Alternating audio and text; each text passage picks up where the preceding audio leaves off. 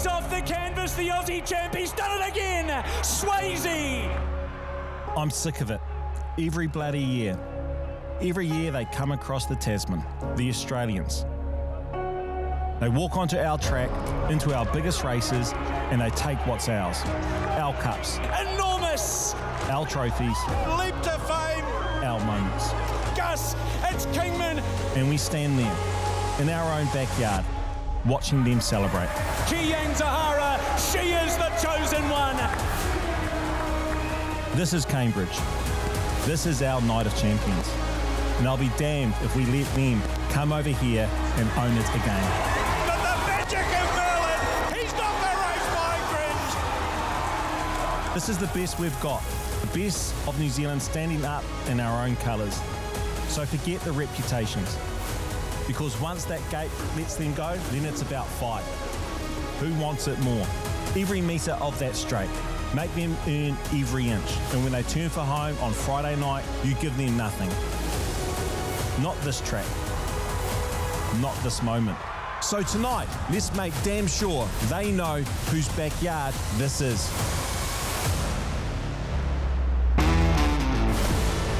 And this is our backyard, Cambridge, a town that has been home to some of New Zealand's greatest sporting stars. And tonight, the Kiwis will try to regain their crown. The stage is set, all of the hard work is done. It all comes to a head tonight with the race by Sport Nation and the TAB Trot. This is the Night of Champions, and our first stop, we're taking you to where champions are born.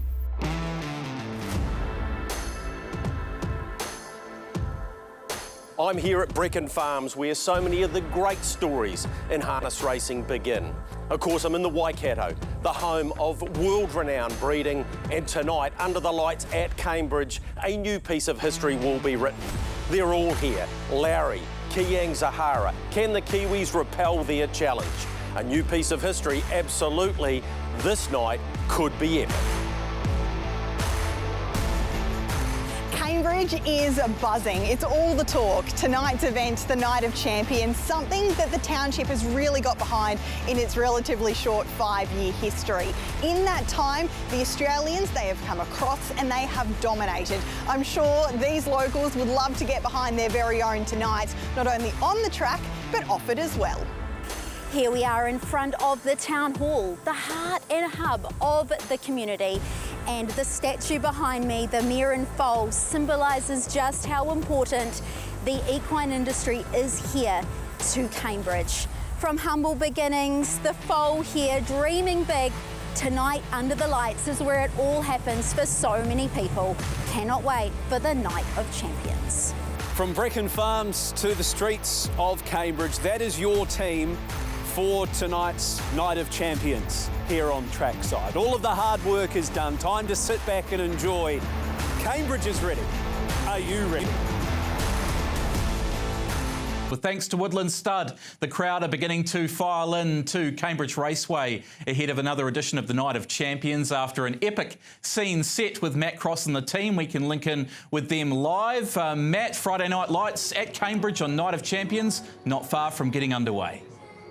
Yeah, can't wait, Mark. Hi to you. Great to have you part of the coverage here at Cambridge tonight. The sun starting to set and the party will begin very shortly as we welcome in the team once again. You've both been out and about. Britt, you've seen a fair bit of Cambridge today. Nice to be here at the track and you can feel the buzz. Absolutely, and you can just sense when it comes to the whole community, they're really getting behind this night. In its 5th running now, they'll be here to cheer on their own, the Kiwi contingent, but of course plenty happening off the track as well. But 10 super races. We start away with something really exciting with the 2-year-olds, and then we continue it on right throughout the night. You went out to the state-of-the-art facility that was Brecon Farms. Must have been a great buzz getting out there on what's a super day here in the Bridge. It's an incredible setup out there. Ken and Karen have got a world-class facility there, and we've got a world-class action-packed night of harness racing here tonight. The quality of horse, Matthew, that we have in the pace, for example, collectively they've earned over $17 million, obviously highlighted by Leap to Fame, and we get to see arguably the best trotter that I've seen this century in Kiang Zahara. It's hard to argue that there hasn't been a better night of harness racing in New Zealand. Only beaten once, she is Kiang Zahara. She'll line up in tonight's TAB Trot for $530,000. OK, here's what you can expect on your Friday night lights. Our first decent race of the evening comes up as race number 2 on the program here tonight, and it will feature the couple of very smart 3-year-old trotters in the size stakes trot, Kai Valley Ray and Our Cole, and maybe the chances don't stop there. Save a Prayer was a super winner here first up. We then move on to the Charlie Hunter Trot, Bouncing Beyond. He was on the ballot for the TAB Trot, and Johnny who almost caused the upset, and the course specialist, Son of Patrick. Can he make it 11 wins here? Size stakes semi-final for the 3-year-old fillies. What an open bunch. Ripples is back. Queen Lizzie has been ultra consistent, and the 2-year-old harness million winner. What's next? Decent standing start race, the Dunstan Horse Feeds Country Cup. Anna Donnelly has a strong hand in that. Pete McMullen will be looking to kick his night off on a winning note with Better Prepare. The Garrard Size Stakes 3-year-old semi-final. All-American player comes up with Barrier 3. Nimble off 2, the horse on the up, and Cyclone Rebel. A.G. Hurley certainly knows his way around here. Can she be beaten? Kiang Zahara in the TAB Trot tonight. It will be race 8 at 8:25. Gus. And is there one more big one in Oscar Bonavina? Then we move on to the race by Sport Nation. Leap to Fame has Barrier 6, Swayze off barrier number 2. The half brothers will go head-to-head again. Or is there an upset? Maybe the Kiwis can take back the crown as they did with Merlin here 2 years ago. Great to have your company here on trackside for your Night of Champions on Friday Night Lights. Matt Markham from the TAB is here to take us through all of the specials and the betting moves tonight. Matt, what's the buzz like down where you are? Yeah, hi to you, Matt, and the team. Yeah, exciting down here. You can just sort of feel it starting to build up down here in the stables as the horses make their way out on the track. And it's been a busy week too. One of the better trading weeks I think we've seen for a long time, not just on our 2 features, but across the entire card. And we kick things off pretty sharply here with one that the punters have identified in our first of the night. And I speak of Delaney from the Nathan Purdon stable, taking a stack of money from early on in the week when the markets opened, including a $1,000 bet at $3.50. That's warranted a move into $3.20. The money's coming now, though, for the early favourite, the 5 Offshore, into $2.50 from a $2.60 opening quote. A little bit cold on both Anne Penny and Leighton David, and there's been a little bit of each way money floating around for the 2 in the book, Omaha Lincoln on debut. But punters looking to start the Night of Champions on the right foot. Delaney, their selection in race number 1. I'm going to go with Offshore here. Thanks, guys. It's certainly building. We're getting the crowd starting to come through the gates here for the Night of Champions 2026, and looking forward to all the action and the back end of the night here. Races 8 and 9. They're going to be something special out of the Waikato tonight. With Offshore, Tony Hurley's charge. Very good debut when runner-up. I think it can go one better here tonight. Put in the 4 Leighton David. The debut run was very good. I'm going to give him a chance to bounce back here tonight. Did put in the 2 Omaha Lincoln, Morris McKendry, who brings decent enough trial form. And yes, Delaney, Mark Purdon and Nathan Purdon combining here in the first. But Offshore for me to open the night for the 2-year-olds. Mark, great to have your thoughts here nice and early on what is a big night here at Cambridge. 3 runners in. Leighton David here. Since that run in, obviously, the Young Guns final, you have had a trial. What did you ask of him and were you happy? Yeah, he trialled pretty good. He just had a quiet trial. He over-raced pretty bad in the Young Guns final. So tonight we made the gear change, shot the blinds off and the slidings on. So, yeah, we're happy with his trial and he's been good since. So, yeah, we're here with a chance. Tell us about this way round, obviously Cambridge, in terms of his work and his preparations and where he's at now to handle today. In a small field, obviously tactics come into play, don't they? Yeah, they're very tricky, the small fields, and yeah, a bit of gate speed inside us probably works against us. So, yeah, we'll leave that to Tony, but he probably looks to go back early. And it'll be hard to come around them, but left-hand, he's done a lot of work at home that way, and he seems good, so he just needs a wee bit of luck. Queen Lizzie in our size stakes semi-final G, she's in fabulous touch. A gear change tonight, just talk us through that. Yeah, she's got sliding blinds on too. She's probably funny. She probably livens up a bit with the open bridle. So it just all depends on what happens early, really. If we get a good run through and how far we're off them turning for home. But the way she is and the way she's racing, she's going great. So with any luck, she's a good chance. And Fran sent in the last. She had her first hit out at this track for all that placing here last week. What was Crystal and your take on the run? Yeah, I thought it's probably as good as she's gone for a long time. She made a run from the half in a 52-mile rate, so drawn better tonight too helps. And it's a good even field of mares, and whoever gets the luck. But, you know, on a form last week, I think she'll be pretty hard to beat. Good luck. Thanks for your time. Thank you. There's Mark Jones chatting with Nicole. Righto, race number 1 is the Denny Johnston 2-year-old here. Greg and Penny heads them up, a horse with plenty of gate speed for the Purdon Phelan Cap. Yeah, the only filly in the race. She's shown enough in her 4 starts to date to be very competitive here. Harrison Orange just had a good look at the camera not far out of the straight a couple of times. I'm sure now she'll be a lot better that she's seen that. Well, there's a lot for them to look at tonight, Greg, isn't there? So it's a bit of a test from that perspective. Also coming left-handed for the first time to the races as well. She does have good gate speed, and I'd expect her to at least be able to hold a trailing position. We have a late scratching here. Number 2, Omaha Lincoln, has come out. The horse made its way to the track, left the track, is a late scratching, so we're now down to 4, that official late scratching, horse 2, Omaha Lincoln. We move on to number 3, Delaney, Jean Feast owns, combines here with the Purdons as they did with the first ever, the race with Self-Assured, Brit, and this horse hasn't had a lot go its way, but all the same hasn't helped himself. Exactly, did a lot wrong in his first couple of starts, and then he picked the right night to get it all right when 4th last time out in that Young Guns final from 4 fence. And I thought he was probably left a fraction flat-footed when the pressure really went on. I liked how he got through the line. He made a mistake too back, Greg, but he had shown natural gate speed before that, so that tells me it's there. Yeah, I expect him to go forward here, Britain. I think he's clear top pick for mine.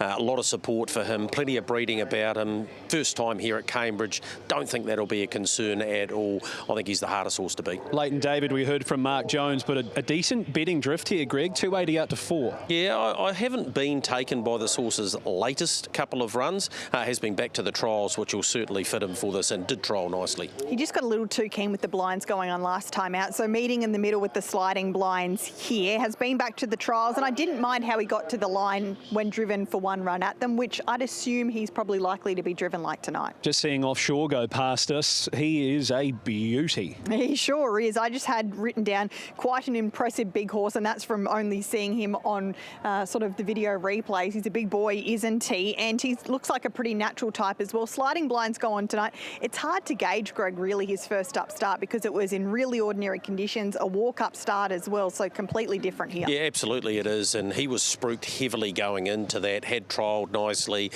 There's a lot to like about this horse. He might not win tonight, but I tell you what, he's going to win plenty of races. Yeah, well bred, being out of a full sister to the very classy Spanish Armada, and he's got a bit of the family size about them as well.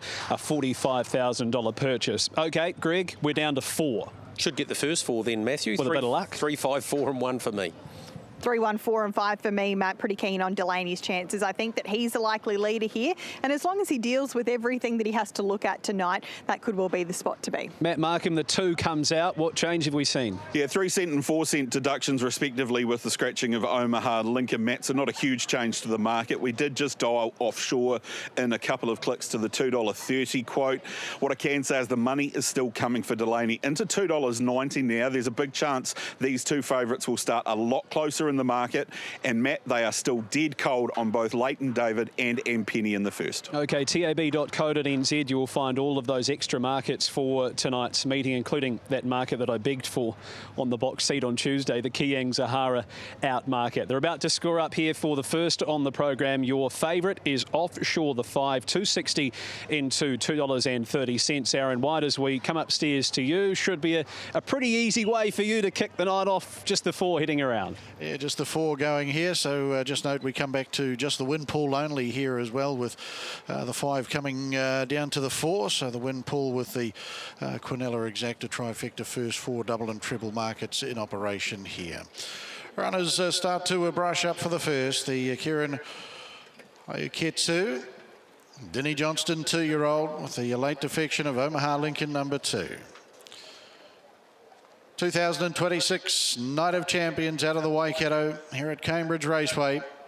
Track is in perfect order.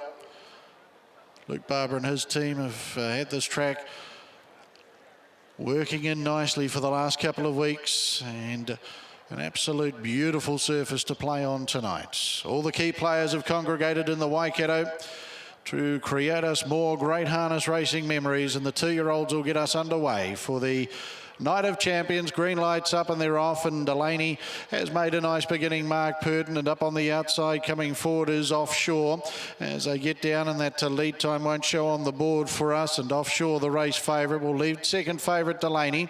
He'll ease and take the trail behind the Tony Hurley, trained down by the Seaside Celt. 2 lengths away in the field then to Anne Penny, and Leighton David has taken the position back at the tail end of the field. So the big boy Offshore will work into the home straight. A lap and a quarter left to go over Delaney, and Penny Harrison Orange holding down third, and Tony Cameron with Leighton David, the Better's Delight, gelding back at the tail end of the field as they work down to get the bell, and they'll work into their final circuit here for the Kieran Hayaketsu, Denny Johnstone 2-year-old, and Offshore. Just wanted to button off there at the winning post. So Leighton David will come forward up on the outside. Delaney's enjoying the nice run in the trail, and back of the tail end of the field there was the filly in the field, Anne Penny, as they get out to the final 800 metres. Offshore with the second quarter in 32.3, leads by 3/4 of a length. Up on the outside, second in park, Leighton David. Delaney will wait the use of the TFS Horse Transport passing lane, the gelded son of Vincent, at about 400 metres time as they put the 6 behind them, and Anne Penny's to its outside as they get to the end of the back straight. Offshore with Leighton David up on the outside as they make the turn off the back and work to the quarter mile. Back on the inside then to Delaney, the back straight quarter there in 28.3, and Anne Penny in the 1-1 as they come to the turn. Offshore put to pressure, Leighton David a length and a half away, Delaney homeward bound. Offshore, Leighton David, Delaney back on the passing lane, Anne Penny, it's Offshore trying hard, Leighton David on the outside. Offshore and Leighton David, but it's Offshore, the big boy. He's found another gear and he starts to stride away. Offshore and the Iceman for the first. Second over will be Leighton David. Photo third, I just suggest Delaney just in front of Anne Penny. 2:03.03 will be the time. Mile rating 156.4, 56.1, and the last mile 152.4. And Offshore will get the prize here. Down by the Seaside Celt, Santa Maria. Tony Hurley, the trainer and driver. And apart from losing concentration at the judge with a circuit to go, the rest of the race has been pretty good for Offshore, and he found that nice kick down at the 150 and will come away and score nicely. Luke Tarbone, the owner, and the first favourites on Night of Champions 2026 is home. Greg, I would say at the moment, whatever this horse is doing is a bonus. He's a big, raw fella. Gee, they were steaming along that last quarter. Yeah, they certainly were. Last half, 56.1. Very brave performance from Leighton David. Smart drive, Tony Cameron got him into the race when this horse was goofing around a bit, but oh, has he got a future? No question about that at all. Tony woke him up, and when he did, he's found plenty. He's pretty talented, this horse. Disappointment out of the race, Delaney. Got a beautiful run in the trail throughout. Held third, but was pretty underwhelming. A typical AG Hurley drive, though. Roll to the front, dictate terms, and then just get rolling. I think eventually you're probably going to see him be maybe a better stayer than a kind of a sit-and-go horse. He just looks that way, doesn't he? He's quite scopy. At this stage of his career, you're absolutely right. Bonus time it is. But tonight, he's been simply too good, and a pretty good time proving this track is probably going to be as fast as what it was last week. Yeah, one would imagine, and we've got much better weather as well. Offshore, his winning driver and trainer is Tony Hurley. Thanks, Matt. Yes, a great start to the night for Tony. A big night on the driving front, but always nice to get a 2-year-old winner early in the season, Tony. And just looking at him, looks as though time's going to be his best friend as well. Yeah, we'll be able to give him a spell after this, so it'll do him the world of good, Brittany. Yeah. Yes. Out in front, he showed good gate speed. That's always helpful, but he was still having a fairly good look around. Yeah, he was. You know, he's still a learning curve, obviously, for him, but no, the guys have been a bit patient with him, and hopefully next time he'll be even better, I think.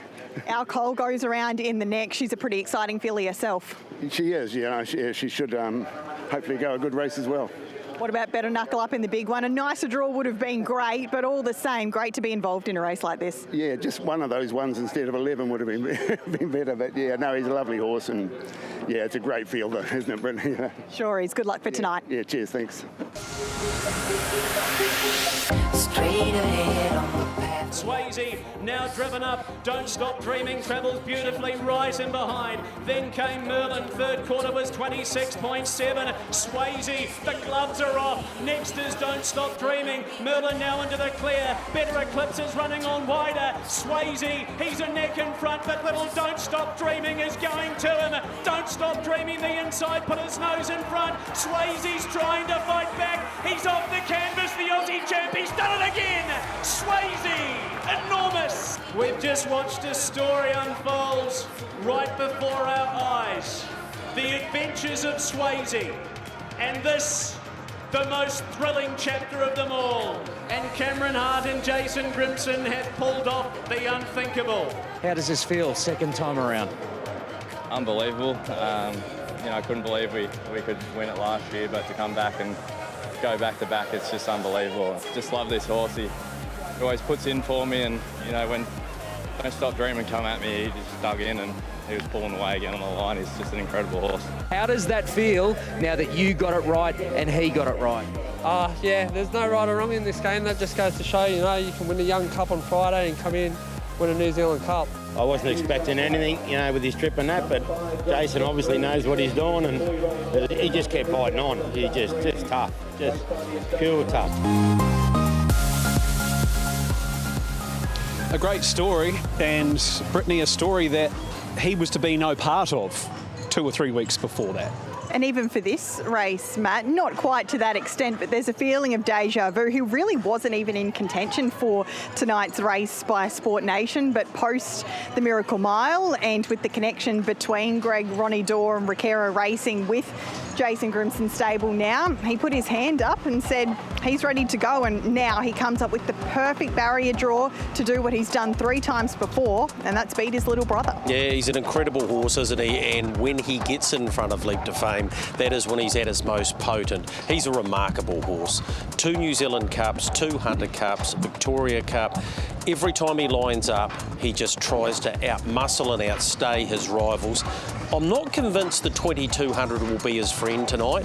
Longer distance is clearly where he is able to go to the bottom of the well. Not many horses can go with him in that situation, and some of them, the younger horses, Matthew, have superior leg speed at this stage of his career, but I am not going to underestimate him. I don't think you can at any stage of his career because he's been so good. You can't take anything away from Mick Boots either. When you look through the results on a Sunday morning from Australia, it seems doesn't matter whether it's Launceston, Goulburn, Bunbury, he's got winners going everywhere. And he's supporting New Zealand now as well. He has quite a few racehorses here, and he'll be here tonight. I saw him yesterday around Cambridge, so he's come to support this horse who's done an incredible job for him. But it's interesting you note the shorter distance, Greg, and whether that's somewhat of a concern, and also I think the shorter straights here. One thing that we saw in that New Zealand Cup was they got Tim quite quickly, but he came back and utilised that long Addington straight. Maybe if something can zip him for speed tonight, he mightn't have the momentum or time to rally, but then again, it's looking more likely than not that there won't be any time for speedsters to be dive bombing. They might all be on their last legs by that point. Well, most horses at that speed look up at the top of the straight and go, where the heck's the winning post? He doesn't. He just keeps running and running and running through the line. That's his greatest attribute. You see all of those great races that he's won. Of course, he's beaten Larry a number of times in the Blacks of Fate. He was fortuitous the year he did that.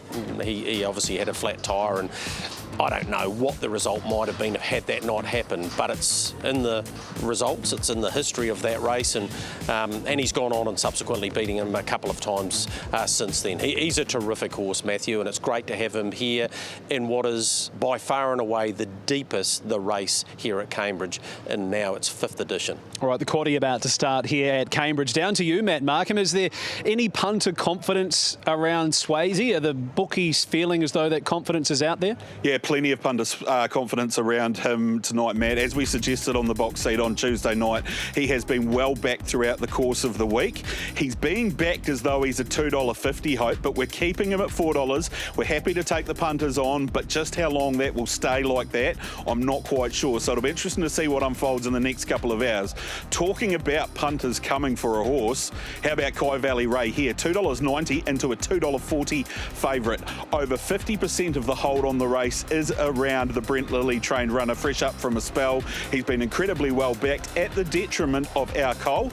Over 5 times as much money invested on Kai Valley Ray here as there is Our Cole. They dominate the trading in this market. There is a little bit of each way money starting to float around for the horse down the bottom of the book and Save a Prayer, but one-way shopping here in the second largely, and it's all around the 6, Kai Valley Ray. Now in the 3, 6, 5 and 7. So with Our Cole, I've got a big wrap on this big strapping filly by Father Patrick. Tony Hurley looking to take the first 2 here on the United Champions out of Cambridge Raceway. Got a lot of respect around for Kai Valley Ray. Blair Orange, of course, voted New Zealand's 2-year-old Colton Gelding of the year last season. Looks very good to the eye too, does Kai Valley Ray. So it's going to be a good clash between the filly and this colt. We'll put in the 5 there. Been Petit Amour, certainly put together some nice races through its last campaign as a 2-year-old. And Save a Prayer, big and bold here, resuming, has got the game to take these on. Crystal Hackett has an unruly draw. 3, 6, 5 and 7. Hayden Cullen representing the Brent Lilly barn here tonight with Kai Valley Ray. Look, what a fruitful spring campaign it was for this trotter. Just talk to us through what he's done in the meantime through summer, heading into the fresh up run tonight.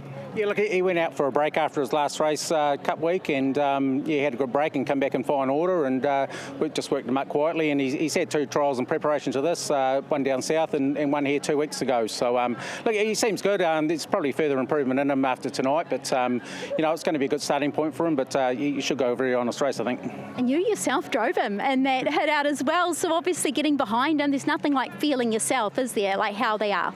No, that's right, and he's a bit of a tricky fella at times, so he's one of those horses, if you know him well, it probably worked out fine for me to drive him, you know, and if he trotted for me, well, he should be able to trot for Blair. I think you're too tough on yourself there, Hayden. Look, big night here tonight, obviously the Aussies, the firepower, but to be in the race by Sport Nation this year, once again with We Walk by Faith for the Dunfords, how is he? He seems very well, Nicole, yeah, couldn't fault him. I thought his last race last week was very good, you know, his sectionals were great, so look, he's pulled up super, his work's been good, he's going to have to be good tonight, but you know, if we can pinch a few gaps, you know, during the running and wait for a few gaps to open for us, you know, I'm sure he'll be hitting the line, and you know, if we can run top 4 or 5, you know, I think it'd be a great achievement. Go well, team. Cheers, thanks very much. Race number 2, 4 minutes away. Up the top of the book is Tadika here. Brett, I thought maybe looks a little happier left-handed.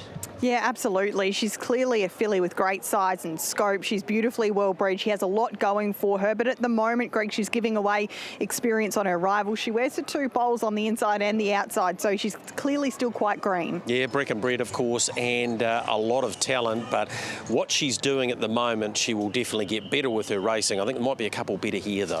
Runner number 2 is Cairo. Good luck to Murray Swain, who is in the ownership. Kirsten Green with a couple of drives here tonight. She'll be aboard Benson Dude in race number 3, and we wish her well with Fiery Bandito down at Addington. Horse 3, Greg, is Our Cole. I thought she sort of looked a little bit dour halfway down last time, but in the end she was quite authoritative. Yeah, I just wonder whether that really fast trial might have taken the edge off her, and when she turned up at the races we all expected her to win. She got it done, Brittany, but it probably wasn't as impressive as most of us expected. She's clearly got raw ability, though. She sure does. She's an absolute unit, isn't she? She doesn't look like an early season 3-year-old trotting filly, but she covers so much ground. I like the way that she wound up, however, and savaged the line and got through it really strongly. I think she'll be much better second up this campaign. Remember, only her 3rd start.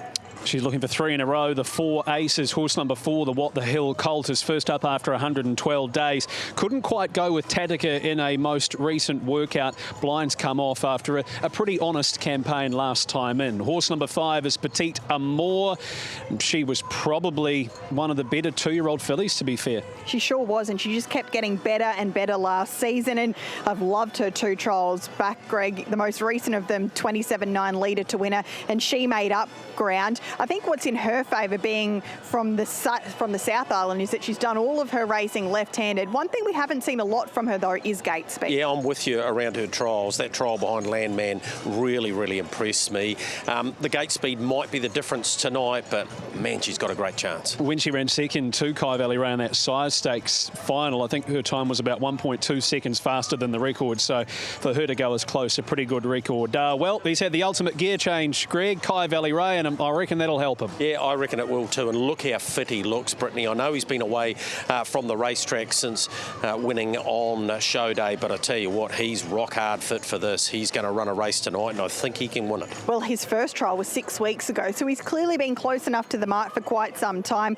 That recent trial was excellent. It was quite racy off the mobile in that trial, so I think that he's ready and raring to go forward again tonight. Harness Million and Sires Stakes winner he was as a 2-year-old, and Save a Prayer, Greg. This horse, first up after 104 days, obviously benefiting from that break and starting to handle himself a little bit better by the looks. Yeah, and the fourth in the race, bred by the Breckens.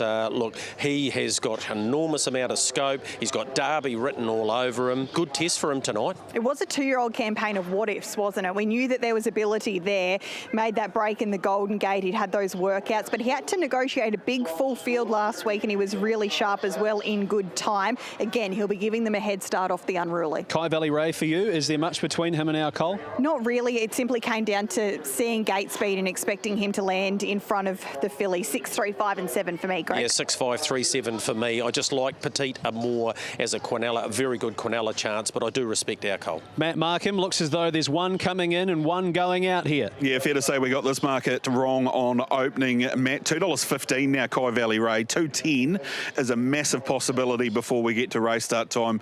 This has been really well backed, fresh up from a spell there. Stone cold on everything else. Our Cole's probably going to get to $3 by race start time. So one-way shopping, Matt. Kai Valley Ray, all the punters want in race number 2. Oh, there's some good races coming up here in the north for these 3-year-old trotters, including the Derby. There'll be a couple of others still to add to the mix, Greg. And when you think maybe a Duchess Maria might jump into these sort of races, we're in for some beauties coming up. Yeah, there's a lot of depth, isn't there? And in the last couple of years, we haven't had a huge amount of depth in the 2-year-old trotters, but this year, into their 3-year-old season, you're absolutely right. We've got some crackers, and this will be a very good guide. Plenty of depth in this race. Looking forward to seeing what unfolds. Might be another Australian win here on Kiwi soil. Let's find out with Aaron White. Here's race 2. Runners come forward now. Yeah, thank you, team. And the IRT New Zealand Sires Stakes 3-year-old semi-final for the Square Gators, and our race favourite Kai Valley Ray. 2-year-old Colton Gelding of the year last season.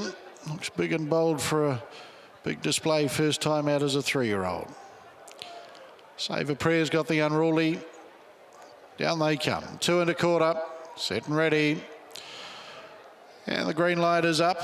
And we're off and trotting. Kai Valley Ray's made a good beginning. Underneath it, Petite Amour.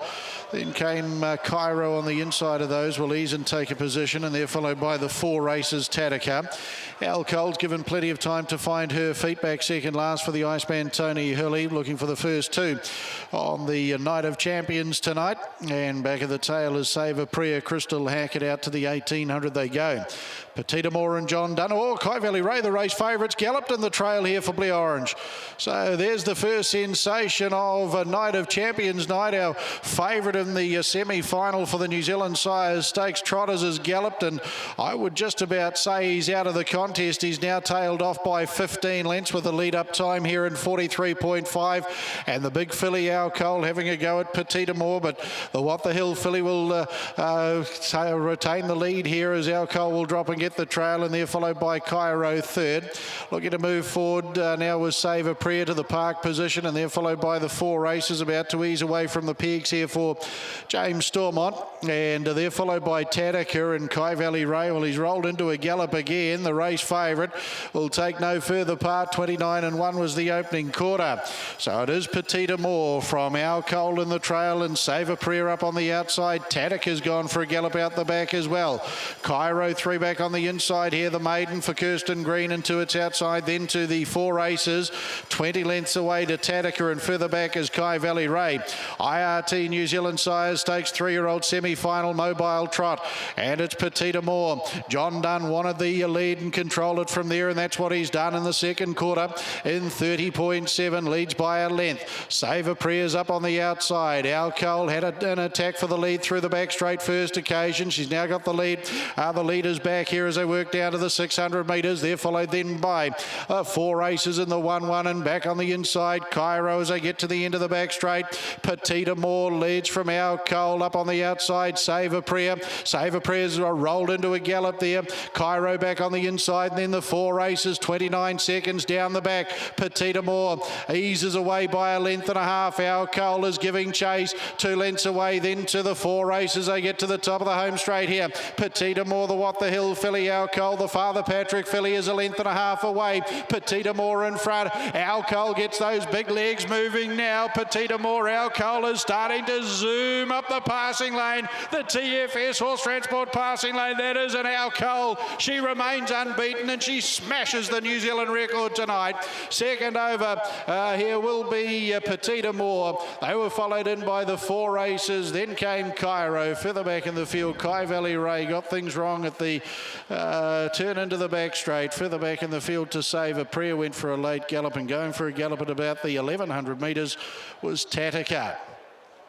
2:42.36. Well, Tailored Elegance's record set in 2020 is 2:44.2, so she's nearly taken 2 seconds off the New Zealand record here, Al Cole. She's a beautiful, big striding filly. Gets the win nicely. Petita Moore, she'll also beat the New Zealand record, but she's runner-up. The 4 races will be the 3rd, and in Cairo to be the 4th. Al Cole here for Suzanne Hurley, Trish and John Green. Colleen Smith, 3 for 3 for this filly by Father Patrick. What about the last 100, Greg? She's just got good horse written all over her. Yeah, she has. She's got plenty of breeding about her as well, and you just know that Tony nursed her to get to the passing lane, and then when he really asked her to quicken, man, did she show some speed. She's going to develop further. I thought John Dunn did everything he possibly could with a Petita Moore. Didn't quite handle the bends as well as what you would have liked. She was game. Disappointing for those followers of Kai Valley Ray, although he was trotting poorly even when he settled in the trail. So, yeah, just not his night tonight. But I think we've seen something pretty special tonight in this filly, and she's definitely the clear filly at the moment to be following. And a little bit sharper tonight? Yeah, definitely. I think the improvement from last to this, and yeah, just the more race tractability tonight helped her being able to settle in the trail, and she'll only develop from that. Well, she's a beauty to look at. Tony Hurley, he has made it 2 starts and 2 wins here tonight, and 3 in a row for Al Cole. $27,500 he paid, and he's got the best seat in the house. He's with Britt. Looks pretty cheap now, doesn't it, Matt? Gosh, she's pretty exciting, Tony. I think we knew so, but tonight she's smashed the national record by 2 seconds. Yeah, is that right? Yeah, no, she's a pretty smart filly, right? And yeah, probably one of the best I've sat behind. Not a whole lot of gate speed early, but you were happy just to let her balance up through that first half of the contest? Yeah, well, she hadn't seen the gate since she was a 2-year-old, and she was just sort of gawking at it more than anything, Brittany. But once the gate pulled away, then she really hooked into it. But yeah, and then showed a bit of lick down the back to try and get in the trail, and worked out good for us. Just on that, you clearly have a lot of faith in a relatively inexperienced trotter to pull a manoeuvre like that. Not a whole lot would be able to be asked for an effort and then come back to you as kindly as she did. No, it was great for her, because like we know, she hasn't got very much experience really, and yeah, so she handled everything really well. Got a tribute to her. She's very exciting. Can't wait to see her the next time she steps out. Well done. Yeah, thank you very much, Brittany. Cheers. You'd imagine, Greg, come sort of the Derby trip, you're probably going to see an even better version again, which in some ways is a bit scary. It absolutely is scary, and when you hear Tony talk about her, she hasn't got that experience. I know she's going to get better. That should give connections and people following her absolute confidence as we go forward. But there is the gallop of Kai Valley Ray, not what the punters wanted to see, and unfortunately unfortunately, that was the end of the penny section for him tonight. 11 wins for the season for Tony Hurley, he who doesn't drive as often these days, and most of the time he's on his own horse. Tonight in the race, he's looking to fill a better spot than he has in his 3 previous drives. I think his best result so far has been 6th, and of course he drives better knuckle up tonight. But as a trainer, I mentioned before when he won the first race, he's now up to 1,158 wins. So, you know, for a guy who's driven 3,700 winners, that is nothing short of remarkable. Petita Moore showing a bit more gate speed will give punters a bit more confidence going forward. But Mark, as I mentioned, we're in for a treat with some of these upcoming 3-year-old features up at the park.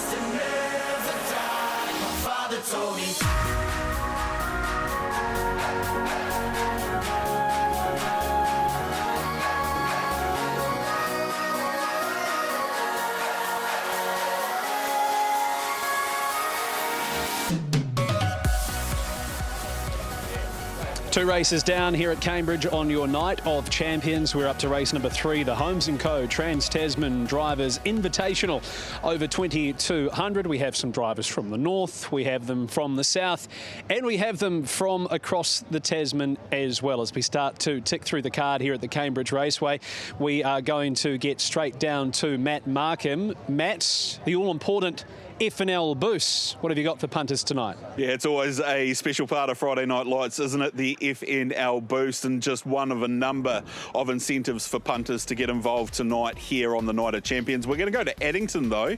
Race number 3 in the card. Diamonds Are Forever is our selection this week. You can get a boosted price from $2.90 out to $3.70. So well worth getting involved there around a very, very nice mare from the Bob Butt stable. Scan that QR code, you can be involved for up to a $20 quote, Matt. I think that's one that you might be quite keen on yourself. What was our box seat boost, Matt? The box seat boost this week, as I remember it, Matthew, and we scroll through with that many options open throughout the course of the evening, of course, is All-American Player to win later on tonight. A boosted price of $3. You can get involved in that, up to $100. Find it on the Futures tab on tab.co.nz around all of those options we've got available throughout the night. Please do bet responsibly, but there is plenty there to sink the teeth into. As we take a look at the market for race number 3 tonight, the invited drivers race, Mick Constantine, boy, he was backed heavily during the week. Obviously a late driver change there with John Dunn replacing Cameron Hart into $2.70, and has been one of the better back runners throughout the course of the evening. I would say they've got a little bit cold on him in the last hour, and there's good support coming for the 3 in the book, Miss Brabant, now into $6 from a high of $7.50.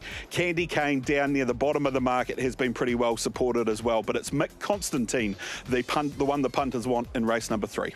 I made it the whisper bet here tonight too on a Night of Champions. Mick Constantine, of course, John Dunn to do the driving. We lose no talent there with Cam Hart, unfortunately been delayed through his plane and travels to get here to Cambridge. So John's aboard. Now this horse comes back in company, can lead up, can run time. It's run 2:39 in the past here at Cambridge. If it does that, these will be chasing very hard. Miss Brabant's well in the mix. She was a good debut second in behind Lulana. Backed it up with a very good success here 8 days ago. The 10 Midfru Lando's a horse going places. Tony Hurley looking for the first 3 on Night of Champions, and we've put in the 9 Dominus for Luke McCarthy. So in the third it is 5 the whisper for me tonight. Mick Constantine 3, 10 and 9. Jay, Mick Constantine second up here. Just firstly on the driver change, Cam Hart, I should say, not here, but gee, nice replacement with John Dunn. Yes, Nigel rang me when I got to the track and said Cam's plane's delayed, so he was unavailable, and Johnny was an emergency, so that's a great result for us as well. Tell us about the horse. Obviously that first up run, what did you take from it? Yeah, it didn't go to plan with that favourite stopping in front of us, but he had a good run. We gave him a workout 5 days later, and he trialled good, and he's been kept up to his work, so hopefully, fingers crossed, he does everything right tonight. In terms of his speed early, we know he's got that in abundance, but he is pretty versatile, isn't he, in other ways sometimes, if he has to be.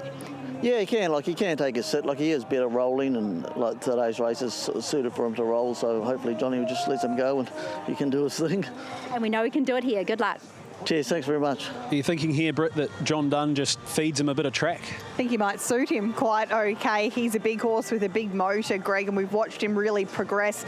We put a line through that first up effort, but what I want to know is how a Kiwi's replacing an Aussie. Yeah, well, let's move right on from that and just focus in on the fact that he should lead, and if he leads, he's very hard to beat, but I get your sentiments, Britt. But Mick Constantine, as Aaron said, Matthew, if he runs under 240 in front, he's going to be mightily hard to catch. Second favourite, Candy Cane, Greg, back left-handed, and her Addington form's pretty decent. We'll go back 3 starts. She beat Ukraine. Ukraine's been a subsequent winner. Look, I like her from the second row. Mark Purdon doing the steering, a must-have. She has been pretty disappointing in those 2 northern runs, but you're right, Matt, back to left-handed, and she's had 3 weeks as well between, so I'd say it was more than just that way of going last time out. Brad Hewitt, he's going to get his first look around Cambridge this time around. Of course, he's driven here before, but a nice way for him to start with the third favourite here, Britt, Miss Brabant.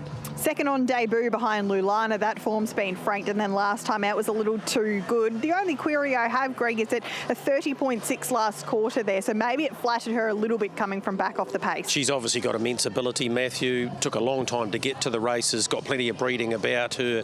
Expect her to go another big race here. Do we include Big Herb as well? I think we do. I popped him in for second, and I think he will suit Pete McMullen down to the ground. He seems a horse, Greg, who does his best racing up on pace, and Pete might just get him there and continue to build the pressure. Yeah, exactly. Don't call him Leader Peter for nothing. He's got a part to play in this for sure, and the best part for him is if he's up on it. Under the Futures tab on tab.co.nz, you'll find that Friday feeling, which is, of course, Royal Monarch in race number 2 at Addington, along with Showstopper, both to win at $4. We have the box seat boost, All-American player. We've got Early Crows, Kiang Zahara out, the Zoom Zahara markets. You'll find all of that under the Futures tab, tab.co.nz, and scan that QR code there for the Friday Night Lights boost. About to come up, race number 3, favourite Mick Constantine. Took all of the early support. John done a pickup drive for Cam Hart. Fingers and toes crossed for backers of Swayze that he can make it on track later for his assignment in the race by Sport Nation. Gate rolls under starters orders here, Aaron, for race number 3. Yeah, thank you, Matthew, as these runners come forward now for the third, the Holmes & Co. Trans-Tasman Drivers Invitational. Pickup drive for John Dunn on the favourite, Mick Constantine. Will run from barrier 5. Up they come. Last look at the board. 260 Mick Constantine, 460 Candy Cane on the second row with Mark Purdon. 650 the third line of betting between Miss Brabant along with Big Herb and Midfru Lando. Round they come. 2,200 metres. In front of a building crowd here at Cambridge for the Night of Champions 2026. Down they come. Set and ready. Green light. Racing Holmes & Co. Trans-Tasman Drivers Invitational Largo. Mick Constantine, John Dunn straight to the early lead from Miss Brabant. Coming forward was Big Herb. Back on the inside, a Hokara Achilles from Auntie Rose. Who'll find 1-1 cover early here for Carter Del Getty. Now Miss Candy Cane's got a nice run through from the second line. Back on the inside, Benson Dude. No early gate speed. 2 lengths away in the field to Dominus, being covered up by Midfru Lando. Tony Hurley looking for the first 3 on the program. Then came Savannah back third last. Myrtle the Turtle second last, and Zachary Butcher better reaction the last. So it is Mick Constantine in front, leading by a little over a length. Up on the outside, Big Herb and Pete McMullen with the lead up time in 41.2, enjoying the nice run in the trail. Brad Hewitt here with Miss Brabant and Auntie Rose 1-1. 3 back the inside to a Hokara Achilles with Blair Orange as they make the turn off the back and go to the 1,400 metres. Candy Cane with Mark Purdon tracks up the 1-1. Then Benson Dude, Kirsten Green is back and buried 4 back on the pegs. To its outside was Midfru Lando. Then came Myrtle the Turtle, Anthony Butt, Snookered against the inside. To its outside, Dominus and Luke McCarthy. And the last pair, the inside, Better Reaction, Savannah, Crystal Hackett. To its outside, 30-2, the opening quarter. Race favourite, the Big Son of Down by the Seaside. Mick Constantine looking to take them all the way.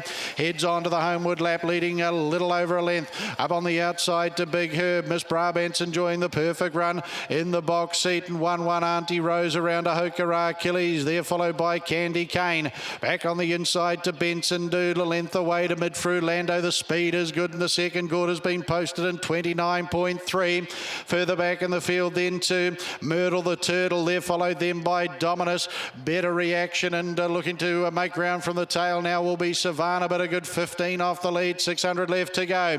Mick Constantine's got them rolling. Big Herb up on the outside. Miss Brabant will wait the use of the TFS Horse Transport passing lane. Then Auntie Rose. Midfru Lando's getting into the race around Candy Kane. Ahokara Achilles, the old boy, all dressed up, nowhere to go. 3 back on the inside. 28-2 the back straight quarter. Further back, Better Reaction. They come to the turn. Mick Constantine skips clear by 3. Miss Brabant up on the outside. Big Herb. Midfru Lando out wider then to Better Reaction as they come for home. Mick Constantine away by 2. Miss Brabant down the outside then. Storming home, Better Reaction. It's Mick Constantine on tired legs. Better Reaction's flying for Zachary Butcher, and the Trans-Tasman drivers.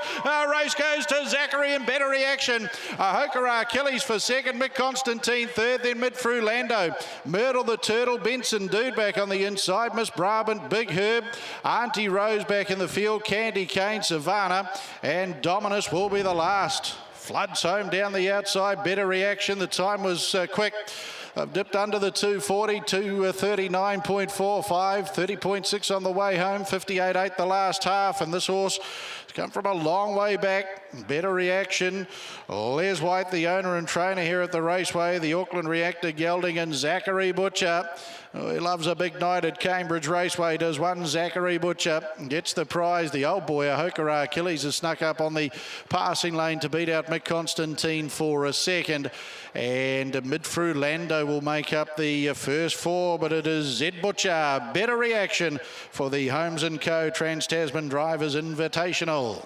Might have missed this one, Greg. If you look back through its form, it's been in some blooming good races. Yeah, absolutely. And a hot speed and a gun Zachary Butcher drive.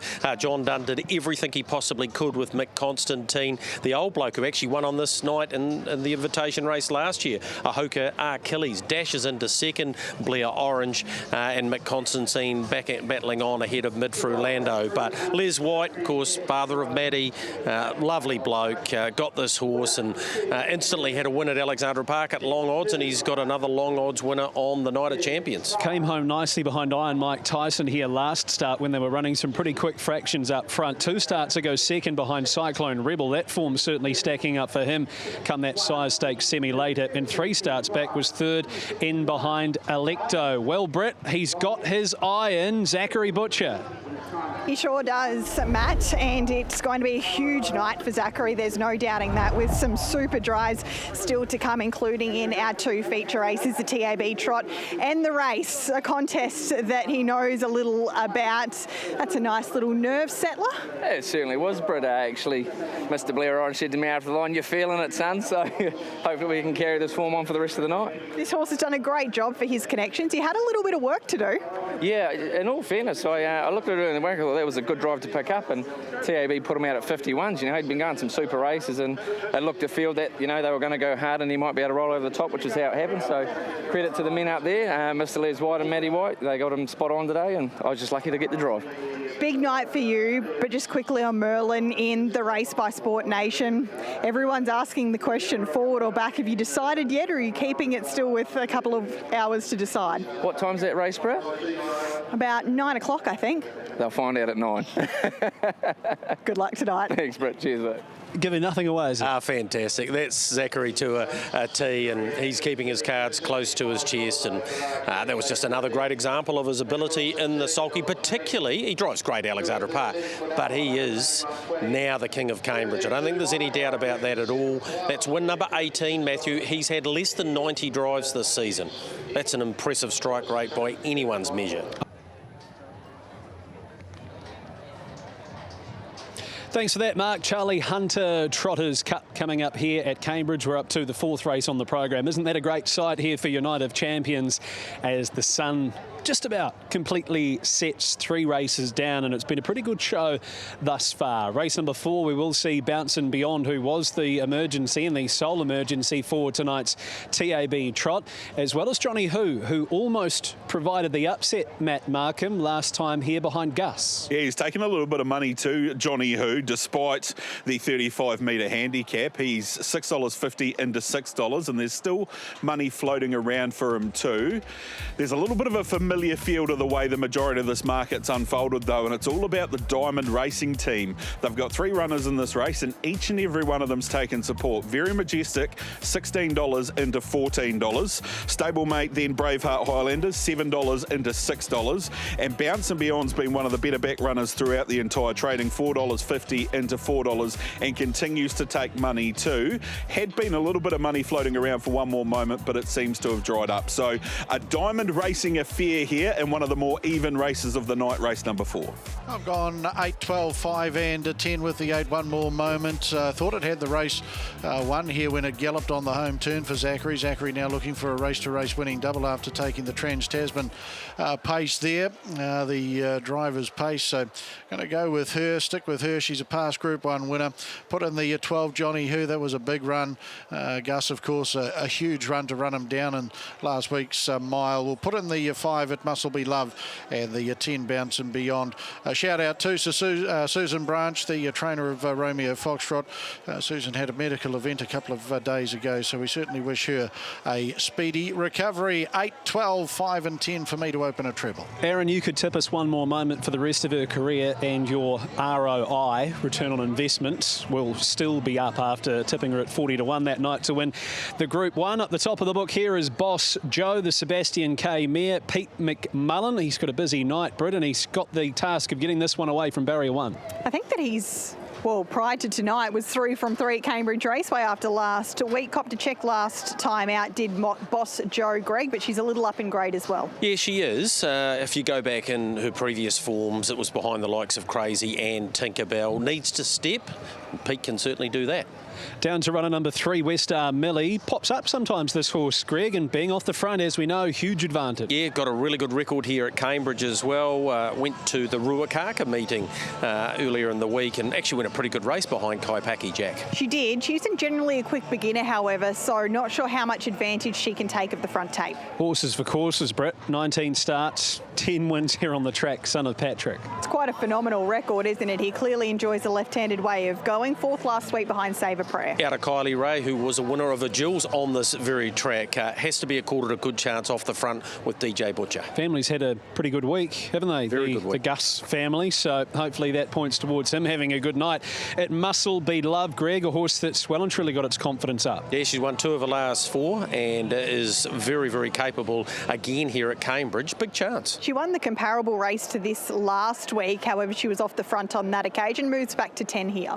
Very Majestic, the first of the Diamond Racing runners, 3 weeks between last time, so maybe an improved run here. Yeah, 4th last week again in that comparable race. She stays off the same mark, albeit she stretches to 2,700 where she's yet to win. Yeah, I think her best modus is over the shorter course, and saying that, she's racing very well. Jacob Dunn drives Braveheart Highlander. You'd love a stable full of him, Mr. Consistent. Yeah, he is. He's ultra consistent. He came here to Cambridge last week. Brittany had his first go and wasn't quite what we were hoping for with that gallop, but if he brings his A game, he's competitive. He was huge thereafter to only be beaten 3 lengths. I put it down to him doing a lot of racing right-handed recently, switching back to left last week and probably just hung a fraction. It's the other runner there, Bouncin' Beyond, which we'll get to very shortly. Well, he's keeping the faith as A. White here with one more moment, Group 1 winner. And how do you feel she was going last week? Was there a bit in the tank? I think there was. She didn't trot that last bend very well at all, and then once she straightened up, she didn't trot that well thereafter, so much so that she made a mistake. But I thought it was promising signs, but hard to tip a horse who's made mistakes at her last 4. She hasn't won in a wee while. She certainly has the ability to win the race, and last week she was travelling, but yeah, I'm not going to tip it tonight. Taylor to use 20 to 1 first up. from Australia. Had a decent enough campaign over there and only raced 3 weeks ago, so shouldn't really lose any fitness. Yeah, for Grant and Trista Dixon, good luck to the connections bringing it home. Still involved, the GSM Racing, who you know very well. I sure do. Greg and Sharon Mitchell, they'll be cheering him home. He did a great job through some pretty strong racing, and maybe a trip away like that could really make him. 2700 will certainly suit him, as it will Bounce and Beyond. That'll surely give him a good shot. Yeah, absolutely. Often we find a horse that's on the ballot for a feature race, comes out on the undercard and delivers. He can absolutely win this. John Dunn will give him every chance. Bit of a rare mistake last week, but it was a high pressure contest at the short course. He'll have more time to get into his rhythm here. Well, he's a horse that's not out of place in the open class races, isn't he? It's just whether he can overcome that 35 metres. He's got two mates back there, one of them being Romeo Foxtrot. Was a bit of a fairy tale ending here last week, winning this off 10 metres, but he's now off 35. Yeah, it's a stark difference, isn't it? On that occasion, this time 12 months ago, he began well to lead. It looks awfully hard for him to get there this time around, Greg, but Harry's driving him very well. He did last week to pinch all of those shortcuts that he could. Yeah, went a great race last week. Echo the sentiments of Aaron around Susan. I hope you tuned in and doing okay. He's so honest, Matt, you can't count him out. And Johnny Who rounds them out. Yeah, massive run from him last week. Almost grabbed that race. Just took a fine one and Gus to get past him. It won't be easy for him, but because he's got two horses back there, he might well get a card into it. I know a few made mistakes last week, which assisted, but he still set up that 155 and 6 mile. I thought he was huge. One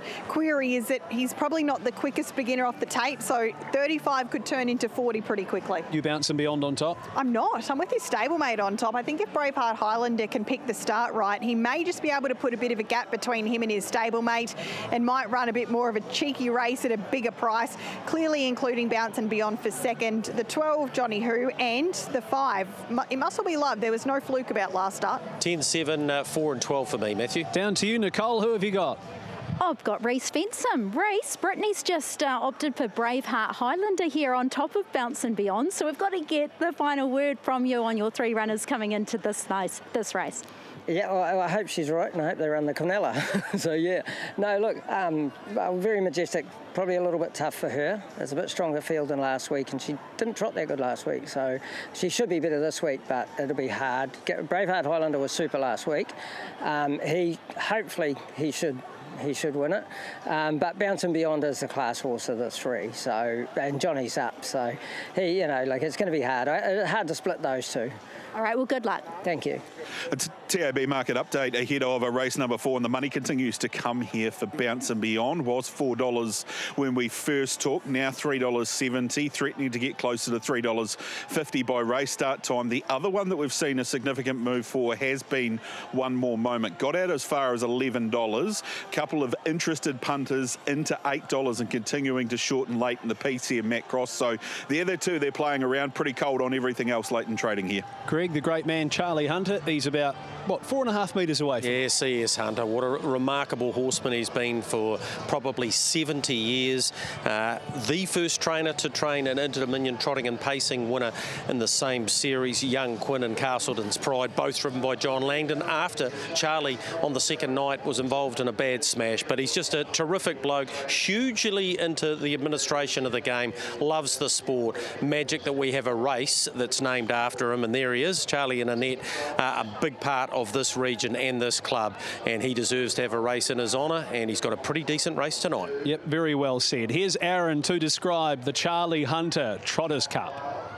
Thank you, Matthew. As these runners about to turn in for the 4th on the program to open the middle treble.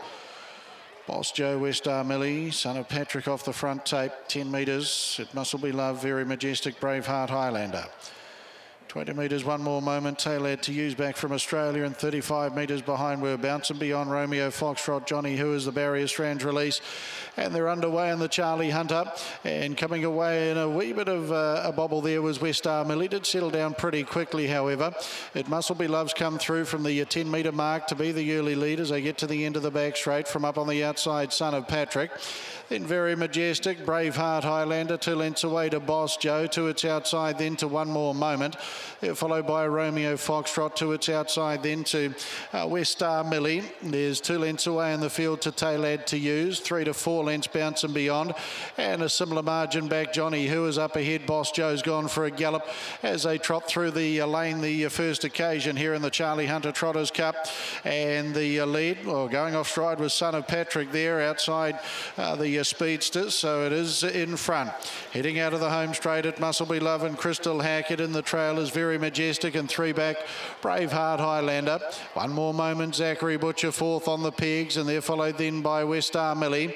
Romeo Foxtrot, Taylad to Use, Bounce and Beyond. John Dunn looking to bring it forward now. Taylad to Use about to come out in front of him, and they're followed by Johnny Who and Son of Patrick to be the last of the main group. And there's a good 10-15 lengths away Boss Joe.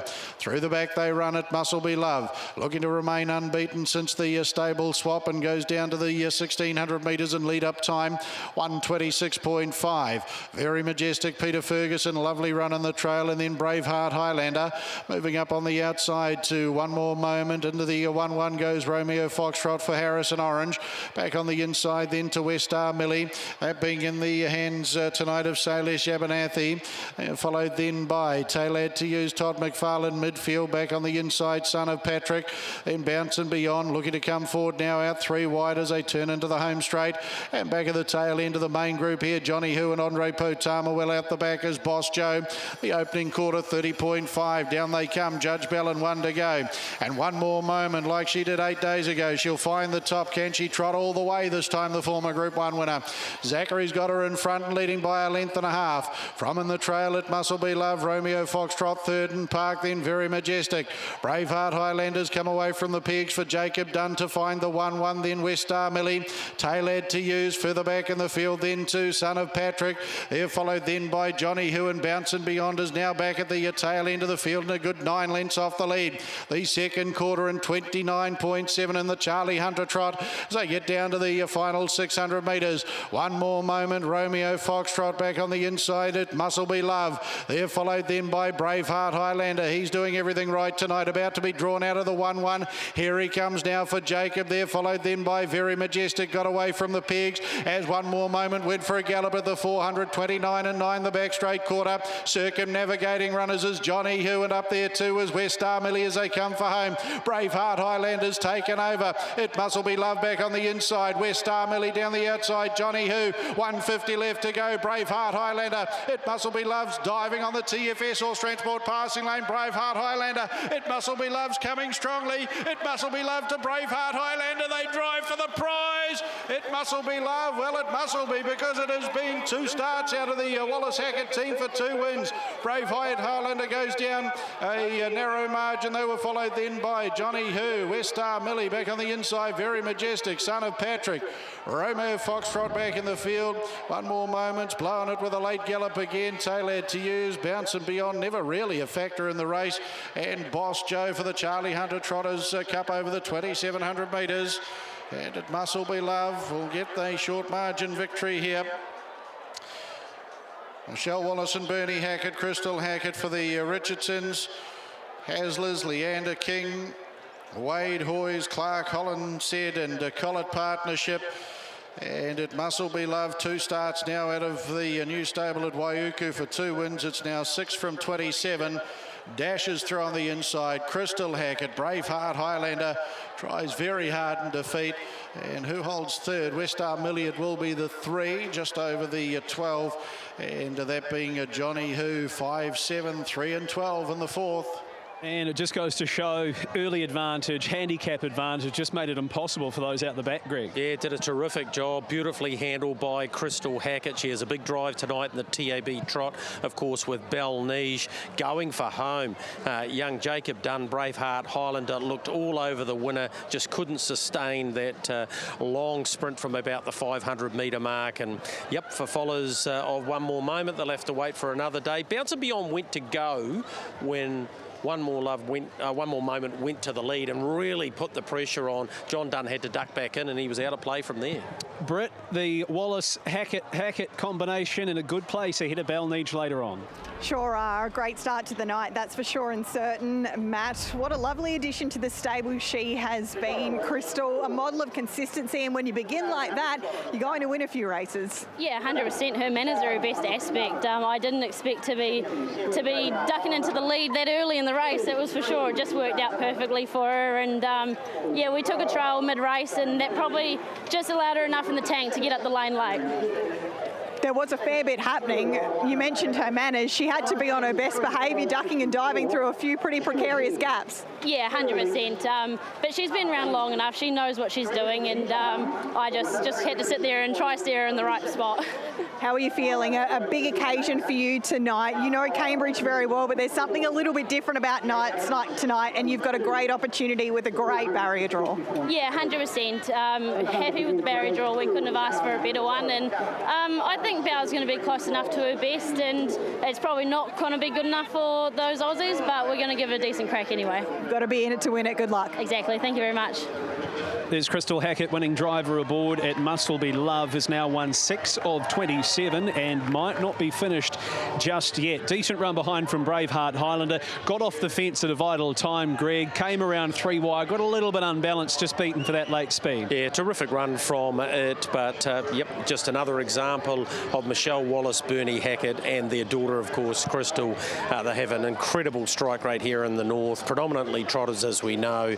Just terrific horse people, and they keep on delivering, and they grab a race on the night of the champions. And it proves to us again how hard it is here off handicaps, and we're thinking about that Dunstan Horsefeeds Country Cup later with Jollymont starting off 30. We remember Republican Party, I think it was back in 2024, and even We Walk by Faith last year. You're smashing the clock, getting nothing. Yeah, you can't get near them because they keep running and running and running, and that's what happened in that race there. Therefore, Bounce and Beyond couldn't get near them. And saying that, Johnny Hugh did a mighty fine job to finish a minor placing. You're watching trackside, the Night of Champions from Cambridge. Up next, the Magnus Benrose Sire Stakes 3-year-old semi-final at 9 minutes to 7. Don't go anywhere. More to come.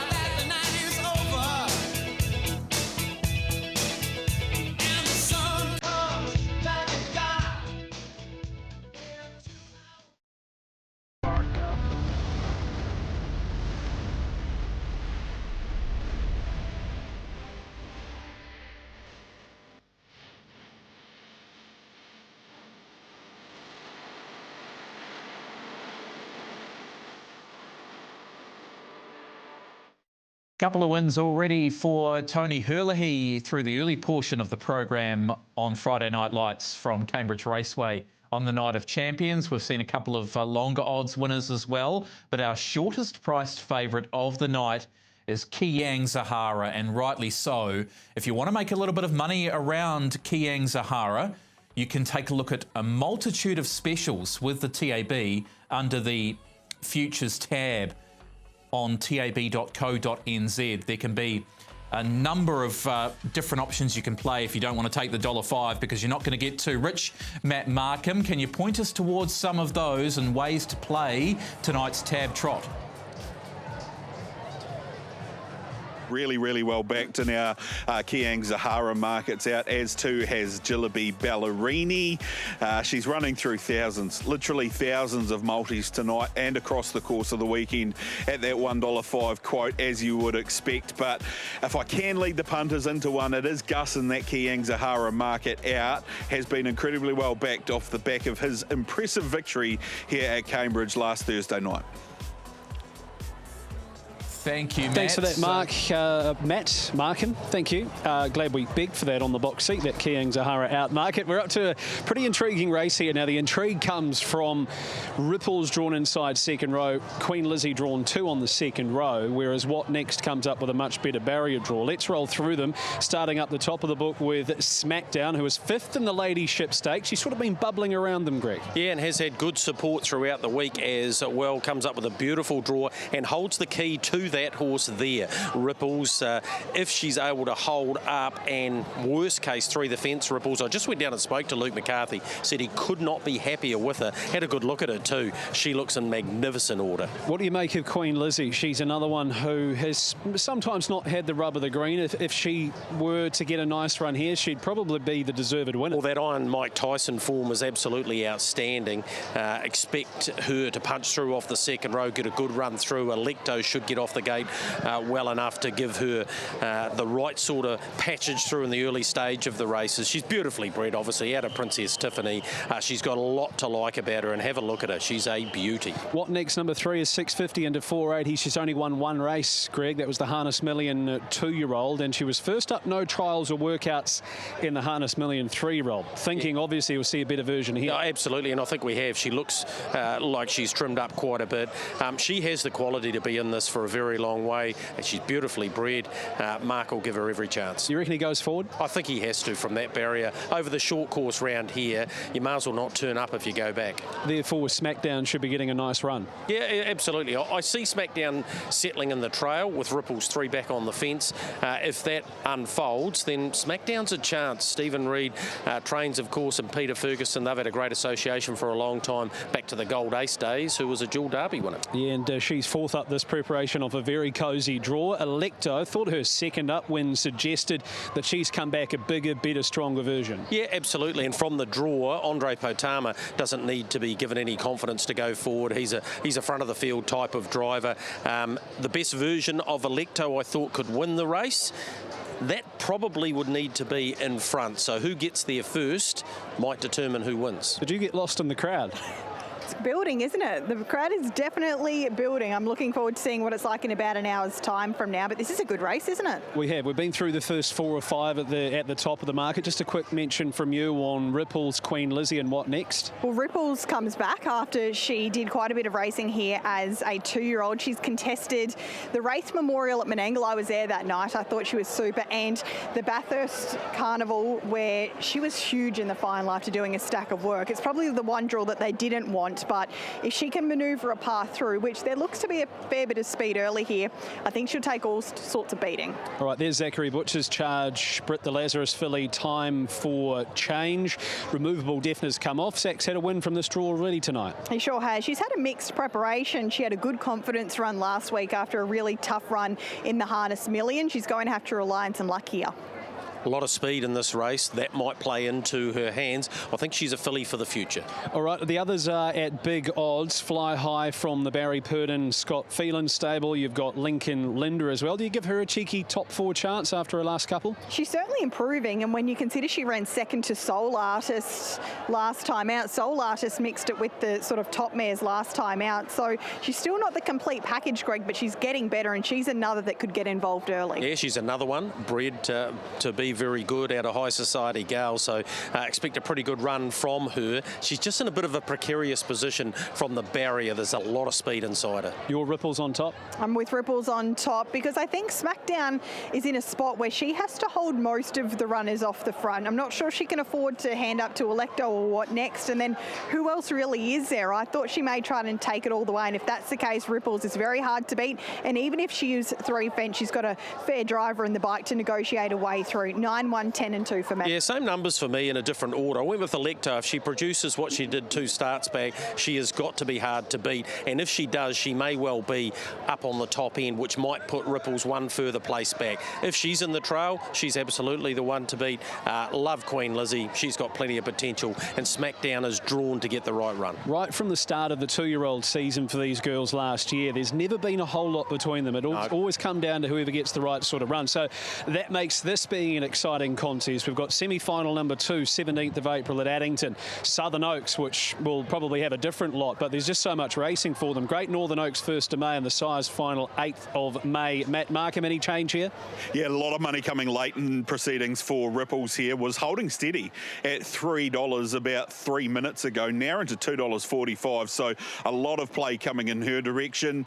Not our worst result in the race, though. That horse on screen, Smackdown, is $11 into $7.50 now out to 8 with this weight of money coming in favour of Ripples. And the Nathan Purdon pair have both taken money in training as well, both What Next and Electo, but a really strong late push here, Matthew Cross, for the 9 Ripples. All right, less than a minute of betting time. You've been down to the stables. What's the vibe like down there? It's very quiet. It feels as though everyone's just keeping to themselves. It's not a normal race night, Greg. I spotted you down there as well. People are just keeping to themselves. I was out and watching a couple of the big guns walk around. In a circle, in a quiet corner, was Kiang Zahara, Jillaby Ballerini, Merlin, Meant to Be, all within about the space of a couple of metres. It's pretty serious horse flesh. It's some horse flesh that was in that wee area. But you're right, it's quite airy down there.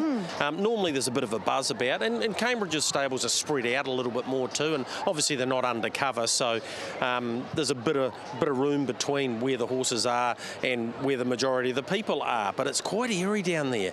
A real sense of anticipation tonight, and I think we all are thinking that this might be a race night for the ages. Particularly, we get to see Kiang Zahara, but more importantly, the race could be one heck of a contest. Aaron White, will come up to you. Your thoughts here on race number 5? Yeah, thank you, Matthew. I did go Ripples on top. Tricky draw to overcome, but we know her class. Queen Lizzie's been racing in wonderful form. Electo's got the right draw, as to Smackdown. 1,700 metres adds plenty of intrigue here to the 5th on the program, the $50,000 Magnus Benrose Sires Stakes 3-year-old filly semi-final. We sent a shout out too to Johnny Magnus. Couldn't be with us here tonight, but a great supporter of the Sires Stakes board when it comes to these Sires Stakes races as well, through his Magnus Benrose brand. Selling to Kiwis for over 8 decades. Magnus Benrose. Through the back they go, just about there, 1 3/4. Green light is up and they're off. And pacing, Lincoln, Linda and Fly High from wide draws come out well. Smackdown, Electo from low draws up there, back on the inside, Ripples. No gate speed there for, as they work off the back, What Next, and there followed Dolly Parton out wide, a Roper's Girl. Then Queen Lizzie's back on the pegs, further back in the field to Time for Change. And the last couple on settling down here will be Better Bell. Time for Change just went for a gallop in front of that, and Midnight Betty. So they're about to work into the home straight. We're just on 1,200 metres left to go in the Magnus Benrose Sires Stakes 3-year-old filly semi-final. And Smackdown, Peter Ferguson leads. Lincoln, Linda Roper's Girl caught on a limb out 3 wide in the meantime. Ripples enjoying the lovely run in the box seat. Luke McCarthy at the judge with a circuit to go. They're followed then by Fly High, who's one off back on the inside then to, as they work on out to the 900 metre mark. What Next? On its back, Electo to the outside of those. Dolly Parton, Queen Lizzie's away from the pegs now for Crystal back third last. Midnight Betty, and to its outside, Better Bell, and tailed off after the gallop. Time for Change as they pace up into the back straight, the second quarter. No, that hasn't fired off any much better than the first. So through the back, Smackdown leads by half a length. Opa's Girl's done a power of work up on the outside. In the meantime, Ripples just waiting the TFS Horse Transport passing lane. Fly High gets into it out 3 wide for Harrison Orange around Blair Orange and Lincoln Linda. Back on the inside then to What Next? Electo's got onto the 3 wide train, and Queen Lizzie's about to join them too as they come around to the 300 metres. The back straight quarter was 28.5 seconds. Smackdown for home. Fly High, Electo's out wider. Ripples off the leaders, back on the inside. What Next? They come for home. Smackdown, Ripples back into NZ and causing plenty of waves up on the outside, and What Next on the passing lane. Smackdown, Ripples on the outside. Ripples and Luke McCarthy, and she starts again in NZ with a big win. Second over Smackdown, What Next, and Fly High, Queen Lizzie.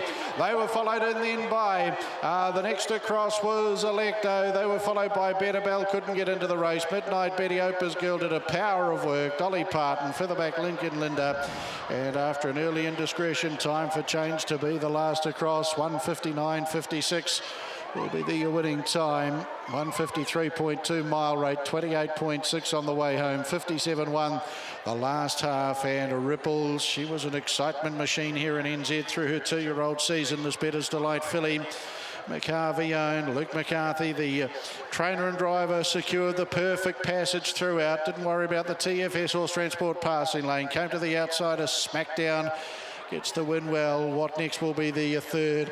And Fly High, 9, 1, 3 and 5 in the Magnus Benrose Sires Stakes 3-year-old filly semi-final.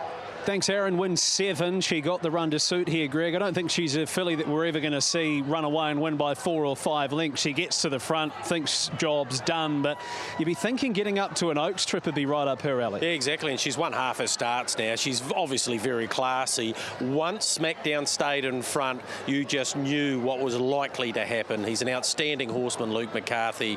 He's brought her back over here. She spent a lot of time in the Mark Jones barn as well. And of course, she's raced by Mick Harvey, who's bought Harness Link. He's a huge participant in the sport, and he won the New Zealand Cup back in November, and he's come here tonight to try and win the race as well. But what he has done is brought this filly at the right time back to New Zealand, and we wish him all the very best with Kingman, but he's got a nice wee compensation race already. Smackdown Brave, what next? Good to see her hitting the line and fly high. Super outside of the top 3, one of the runs of the race. Yeah, what next? Got a saloon passage through on the inside. Electo ended up getting into the 3 wide line, and every chance for her for Andre Potama, but Ripples had a beautiful run. So they've run a 53.2 mile rate here. This track is low flying. Yep, there's the aerial shot. Couple of really brave runs in there, including Smackdown, who was second. Britt, notice those plugs might still be on in there on Ripples. You might have to lean over and give them a pull for Luke. I think we might keep them in for a little while longer, Matt. There might be another gear or 2 if required, Luke. It wasn't a huge margin, but plugs in, you were pretty kind to her over the concluding stages. There must have been a bit more in the tank. Yeah, she was good, Britt. She had a great trip, obviously, from the draw with the one holding up, helped a lot. And but no, she travelled well, and you know, to the leader's credit, when I got past it quite easy, but it kept kicking back. But no, she went really good. She's had a great grounding, some hard racing back home in the last month or so. Yeah, for sure. She was awesome at Bathurst there, sat parked in the Gold Crown and just got beat. So, you know, we knew she was pretty fit and ready to go, and yeah, that worked out great. Big night for you. Not only have you managed to tick one off here, but you're back with Kingman to try and win another race on New Zealand Sword. The question on everyone's lips is, how is he? Genuinely, you wouldn't have him here if he wasn't ready to go, but in your heart of hearts, is it the same Kingman as we saw during Cup Week? Look, he seems really well bred. He's eating good, his blood's good, all the signs are, you know, really good. His work's fantastic, and I actually think he likes getting over here away from the humidity and the no flies, so you might see him come out and run a blinder. I saw him on Wednesday morning at the stables. He was letting everyone know he was there, but he has this calmness about him. Despite being loud, he doesn't look as though he overexerts himself as such. No, he's a noisy fellow. He's a colt, but, you know, like I said, he seems good. Just the draw makes it hard, but, you know, it's a great field once again, and we'll give it our best shot. About this man up here, Mick Harvey, he's been a great supporter of your stable, and to be able to bring these horses back here to New Zealand with his backing must be really exciting. Yeah, for sure, and like I said, myself and Mick had a lot of luck with King of Swing, and you know, Mick and Jane bred Kingman and Ripples, so you know, to bring them back to where they were born in New Zealand and you know, win feature races is a dream come true. Will there be some new colours on Kingman tonight? Are we expecting to see these, or is there a fresh set being rolled out? No, he's got the Harness Link colours tonight, so we'll be giving that a bit of a plug, and but we kept the fluoros for Ripples for luck. Good luck later. Thank you. Certainly is, Mark, and we saw earlier on in the trot how hard it is to come from off a handicap, and Jolimont falls into that category here. Matt Markham, firstly around Jolimont, is the handicap putting any punters off him, and is there anything else we need to keep an eye on? No, there's been a little bit of money for him, Matt, as there is most starts when he lines up here at Cambridge. Look, largely all of the attraction here has been around Jolimont and his stablemate Little Spike.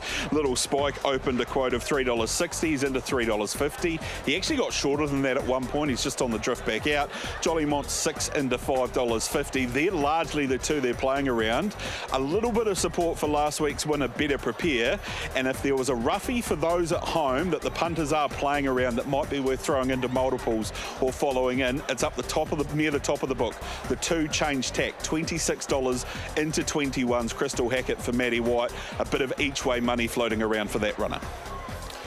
8, 7, 10 and 9 for me. I'm going to stick with Little Spike, Tony Hurley. We step out to the 2,700 metres tonight. I think that's a big key around the race, around his chances here. Better Prepare, beautifully driven by Pete McMullen to pick up the cup here 8 days ago. Jollimont, the 2,700 metres, I think will suit him back into this company here tonight as well, to give Anna Donnelly a good chance or charges in the race. And Captain Sampson will just ordinary fresh up, but he should have taken good improvement out of that. I just watch him pace past me. He certainly has to be an each way play. 8, 7, 10 and 9 for me in the Dunstan horse feeds. Anna, big hand here, 3 runners on a big day for your local track here. Little Spike, firstly, how was he? Yeah, really good, Nicole. He's come through last week's run great. I thought he went super, considering the sectionals they ran off the front. It's sort of near impossible to get even as close as he did, so we're really happy with that. And yeah, he seems good. Speaking of those sectionals, that was your other guy, Better Prepared. Gee, he was sensational. When he's out and rolling like that, is that his happy place? Is that his happy medium? Yeah, it seems to be. And then, you know, if he can sort of get a couple of cheap sectionals and then really burn that last half, it really worked in his favour last week. And I think hopefully Leader Peter will be looking at the same sort of tactics this week. In terms of 10 metres, he has got ability, this horse, doesn't he? He is when he switches on. Yeah, he has. He's getting better all the time, you know. Sort of early on, he looked like he was never going to win a maiden, and then, you know, slowly I think he's won 9 races now, so he's getting the hang of it, and he's getting better all the time. Jollimont, obviously the back mark here, but he's got a bit of time to get in. How was he? Yeah, he's really good too, Nicole. He, you know, massive drop in grade for him this week. But, you know, and I'm saying that 30 metres is tricky, and it's going to become fractions, really, what they run off the front and whenever he can get into it and what he's following. So, you know, wouldn't be surprised if he won and wouldn't be surprised if he's running on super at the end too. Good luck. Thanks very much. There's Nicole Sims with Anna Donnelly up the top of the book here. We have the Lincoln Farms runner, Leo Lincoln. Might get a similar sort of map to what he did last time. Yeah, went terrific too. I expect him to be right in the firing line throughout. Aggressive driver Peter Ferguson generally steps pretty well. Will definitely be the early leader. Will it stay there? I guess with how last week played out, he beat home every other horse but Better Prepare, and Better Prepare now moves back 10 metres, so it's clearly advantage to him. He's yet to strike over the distance, however. Change Tactors had a bit of support, as we heard from Matt Markham. Yeah, runner-up at her last 3 starts, and she's been only beaten very narrow margin to her last couple. She had her first standing start a fortnight ago. She shied at the tape initially, but then was able to muster through quite nicely, and in a smaller front row, she should land handy. Yeah, she's racing super. If you like her, the $21 seems like overs. King's Watch for the Wizard. Todd Mitchell is runner number 3, 4th in the Topol Cup 3 starts ago behind American Me, then ran into Sooner the Better and was beaten fair and square here behind Barbarossa last time. Blinds go on. We move down to the Jolly Roger here. Britt, first try from the tapes, has had a workout from the tapes. What did you make of that? We'll go straight to the unruly, so I guess that's an indicator that maybe they're happy to keep him out of harm's way and just have him get away safely. He's a nice horse. He was second to Do You Want Me last time out and has been back to the trials since. That was 3 weeks ago. Yeah, it's a terrific form line, because Do You Want Me is going to be probably in open class races in the future and very competitive in those. If he steps, he's got a part to play. Melton Mogul, the 5 is $12 out to 21. Andre Patama's got a great record on this horse. 16 drives, 6 wins, 6 minors. We move down to Barbarossa, the 6, who's been in a great vein of form at the moment. He's won 3 of his last 5. He is an $18 chance. And we get down to Better Prepare. Goes back 10 metres, loses a little bit of that advantage to most of them, Greg, but the way he began last time, it might not be a disadvantage. Yeah, I expect Pete McMullen, especially with those 2 unruly horses, he might be able to just continue to punch right through. Brittany, if he finds the front, he'll be hard to beat again. Out to the 2,700 brings those further back in the handicaps into the race, though. It sure does, but when Pete's in front, and I think his competition probably learnt last week, there's not going to be the lead for anything else, so he may get away with things, and he has led and won over the distance before. All right, Little Spike, only the second time that Tony Hurley has been aboard here. Britt, punters are happy to make him favourite. And look, if he's wanting to head south to Christchurch for that country championship final, this is probably a must-win. His numbers aren't pretty, but he's been chasing home the big guns more often than not. I thought he was great last week. I'm not sure he could have done a whole lot more. He moves up 5 metres, Greg, and he has the benefit of another extra 500 to get into the race. And he's actually won twice over 2,700 metres off 20 metres on this track. That should give you confidence. I thought he was one of the better bets of the night. Beaten 3 lengths. He's 15 metres better off than Better Prepare, as is Captain Sampson. This horse is obviously one with a fair bit of talent, Greg. He was first up after 92 days last time, and he's probably just got that little bit of spark, whereas some of the others don't. He's a good horse. I was a bit disappointed in him last week, no doubt. Brian and Gareth have got him cherry ripe for tonight. He's certainly capable of winning this race, but I would like to have seen better last time. He was fresh up since the Auckland Cup, so they're clearly thinking of him in a pretty high esteem to even have him in a race like that. So 3 months between runs, he should be far better. And he was checked a fraction last week, so he settled further back than they would have liked. And Jollymont Britt wouldn't be disgraced in the race by Sport Nation, because when you bear in mind he's been running past horses like Akuta and Better Knuckle Up recently, the big question is 30 metres, can he do it? Well, he'll need to step quickly and try and eat into that margin so that they don't get away from him, Greg. 30 metres is a big challenge, but he loves it here at Cambridge. His record, 9 starts, 2 wins and 3 minors. Yeah, if you've just joined the coverage, you would have heard Matthew, or you wouldn't have heard Matthew say about Republican Party and We Walk by Faith. It was too tough for them. Smaller field tonight might help him. He's a very, very good horse, Matthew. Top 4, Greg? Top 4, clear top pick for me. Little Spike. Found a spot for Leo Lincoln. I think if Jollymont gets into the race, he's a chance. And Better Prepare, how could you knock him on last week? 8, 9, 1 and 7 for me. I'm also with Little Spike on top, and I think he's at a really backable price. If you don't want to back him straight out, top 2 is still quite enticing. 8, 9, 1 and 7. Tab update with you, Matt. Yeah, the punters are following both Brittany and Greg in here, Matt, with Little Spike. $3.20 now, in from $3.60, and the money continues to come in his direction as well. They've gone a little bit cold on both Better Prepare and Jollymont, and they're starting to play a few odds here. We're seeing money continue to come for Change Tact, who's now 26 into 21 into 19s, and a couple at longer odds. Melton Mogul got out as far as $18 into $15. Same for Barbarossa, who touched 21 back into 18. So it's Little Spike clearly now $3.10, but they're happy to play a bit of value around a few others, Matt. The Country Championship final shaping to be a pretty good race. Up the top of the order, you've got Always Dreaming, It's Tough, and Smoke on the Water. Little Spike needs to have one more start to make it 3 starts. He's currently on 7 points, which would have him outside of the field at the moment. He really does need to get vital points here in the 6th of the night. Any late thoughts, Brett? I just hope that he can negotiate through early, Little Spike, and just settle in front of 1 or 2. I guess his general race pattern is to be driven for 1 run, so he'll need to still have that little bit of luck on his side and maybe hope that they roll along genuinely early. But Pete McMullen did drive a perfect race last week. He was able to get to the front and control it, and I think maybe he has that intimidation factor when he's in that position, that it's not on offer for anything else, and therefore who goes and wants to sit parked? I probably can't find a parked horse. I'm hoping there's some pressure though in Little Spike's case. You never eyeballed him back in the day? Oh, I learnt my lesson pretty early on, I would have thought. You kind of look up, see him there and think, I might just stay back here, I think. And then if he comes looking, you just grab hold and let him go type thing. Well, you know you're going to get every chance following him. All right, that's leader Pete McMullen we're talking about. He drives number 7, Better Prepare. Let's head upstairs to Aaron for his call of the Dunstan Horse Feeds Country Cup. Yeah, thank you, Matthew. As these runners about to turn in for the Dunstan Horse Feeds, David Smith and his team, wonderful supporters of the Equine Code through their Dunstan brand. The runners about to turn in, Leo Lincoln, Change Tack, the Unruly, King's Watch and the Jolly Roger on the front tape. They turn in now. Starter Danny Blakemore says go. And we're underway. Jollymont just canned away from the 30-metre mark. The others seem to be down pacing okay. Change Tack was just caught on the back foot there, and as a consequence will end up in about 5th or 6th as they settle down. King's Watch to the early lead from up on the outside. The Jolly Roger, Leo Lincoln trying to drive under the Jolly Roger to hold the back of King's Watch. 2 lengths away in the field then to Melton Mogul. 3 away, Barbarossa, followed by Change Tack, Better Prepare. On the Bay of Plenty Country Cup 8 days ago with Pete McMullen doing the driving as he does again tonight. There followed Captain Sampson. 3 to 4, Little Spike, and there's 8 lengths away in the field to Jollymont as they work through the home straight, their first occasion. King's watching the Wizard Todd Mitchell away by 3. From in the trail, Leo Lincoln, and up on the outside, the Jolly Roger obliged to sit parked here for Jacob Dunn. Back on the inside then to Melton Mogul, the CD Raider with Andre Potama, 3 pegs into the 1-1, Better Prepare around Barbarossa.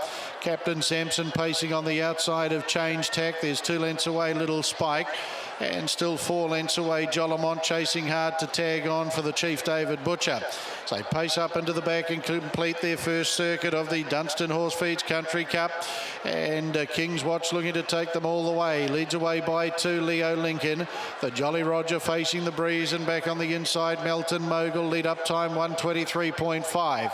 Better Prepares 1-1, Barbarossa, Benjamin Butcher 4, Pegs, and to its outside, Captain Sanson and Tony Cameron back on the inside then to a change tact in the hands of Crystal Hackett as they pace across the top. Followed then by Little Spike, who's looking to get into the race out 3 wide now for Hurley to get handier than he was here 8 days ago, as the sprint will be pretty good again, and Little Spike's about to zoom around and look for the lead here, 1200 out. Captain Sampson's come out 3 wide, and Jollimont back with him with the opening quarter in 30.7. King's Watch didn't hand the lead there to Little Spike. Back on the inside to Leo Lincoln. Peter Ferguson's enjoyed the nice run. Captain Sampson will look for the chair, but I don't know if it'll be available. They're followed then by the Jolly Roger. Back on the inside to Melton Mogul. Captain Sampson did get outside the leader. Jollimont caught 3 wide, no cover onto its back. Change tack, Barbarossa the inside. Better Prepares had the shuffle up back to the tail end of the field. 28.5 the second quarter. And through the back, it's King's Watch here in the Dunstan Horse Feeds Country Cup. Over Captain Sampson, Leo Lincoln's had the economical run. Will wait the TFS Horse Transport passing lane. Jollimont's done a world of work here in the last 1,000 metres out 3 wide around Little Spike. Back on the inside, Melton Mogul as the speed really rips on now. Further back to Barbarossa. That back straight quarter in 28.5. King's Watch goes for home, Leo Lincoln. Captain Sampson, I tell you, Melton Mogul's travelling well enough. Then Barbarossa, Little Spike, Jollimont can't win, homeward bound. King's Watch, Leo Lincoln. Melton Mogul's got through on the inside. Then Captain Sampson, King's Watch, Leo Lincoln. Melton Mogul through on the inside. King's Watch in front. Leo Lincoln, Melton Mogul try hard. King's Watch, here's Leo. Leo Lincoln and Fergie too good. Leo Lincoln to beat King's Watch, Melton Mogul. Good breakaway, Captain Sampson, Barbarossa, Little Spike. Back on the inside to a Better Prepare for the back of the field to change tack. They were followed the Jolly Roger. Jollimont did too much work. He'll be back at the tail end of the field. 3:20.68 will be the time. Last quarter 29.4, 57.9 the half. 159.6 the mile rate. Beautifully rated in the trail here. Fergie for Lincoln Farms, the Art Major gelding, Lincoln Farms Bloodstock, Ray Green, Ian Middleton, the Cottrells and Phil Kelly. They'll get the prize here in the Dunstan Horse Feeds Country Cup. Getting over the top of a very brave King's Watch. Melton Mogul for the CD Raiders, a nice run third. And Captain Sampson's put up a nice run in for a fourth. Leo Lincoln's too good though. We never learn, Greg, do we? Learn, Matthew. Just horses off marks. Well, they went 3:20 off the front. Well, that basically means that you've got to run an open class time and come wide on the track to beat them. And Todd Mitchell set them up in front. Only one drive here tonight. King's Watch kept on giving. Leo Lincoln was in the perfect position throughout for Peter Ferguson after running second last week. Comes off the back of King's Watch and wins. Melton Mogul was on the markers, so pegs. He's been a great earner. He's now won over $130,000. King's Watch, the 7-year-old, only start number 20 for him tonight. Gee, he gave such a good sight. Yeah, absolutely he did. Look, Melton Mogul might have been the one you thought you wanted to be on at the 300, but these two just kept on giving. There's a few of the gun drivers, John Dunn, Blair Orange, Josh Dickey, Zachary Butcher, all looking on. Todd Mitchell looked like he had them off the bick, but no, Fergie gets here. Britt, out to you with Peter Ferguson. Thanks, Matt. Yes, that was a very intriguing race from start to finish, but I have a funny feeling from where you were sitting, it looked good from start to finish. He deserved that. He did, Brett, yeah. He's just an honest horse. Tours round at Auckland every week. He's not his preferred way, and to get a good race down here, you know, and Dunstan-sponsored race. Dunstan have been great to me for probably 30 years. Dave Smith and his team, so to win their race is great. And Lincoln Farms, you know, what do you say? They're just the epitome of harness racing. So for John and Radis and Nate to support me too, it's really great. Wonderful stuff. This horse is the epitome of what we need here in the north. Goes around, picks up his checks each and every week, and when he gets the right run, he's always so dangerous. He is, yeah. He takes his medicine week to week, and that's why I love driving him. And they let me do what I want, and when the time comes, we're ready to rock and roll. And tonight was really great.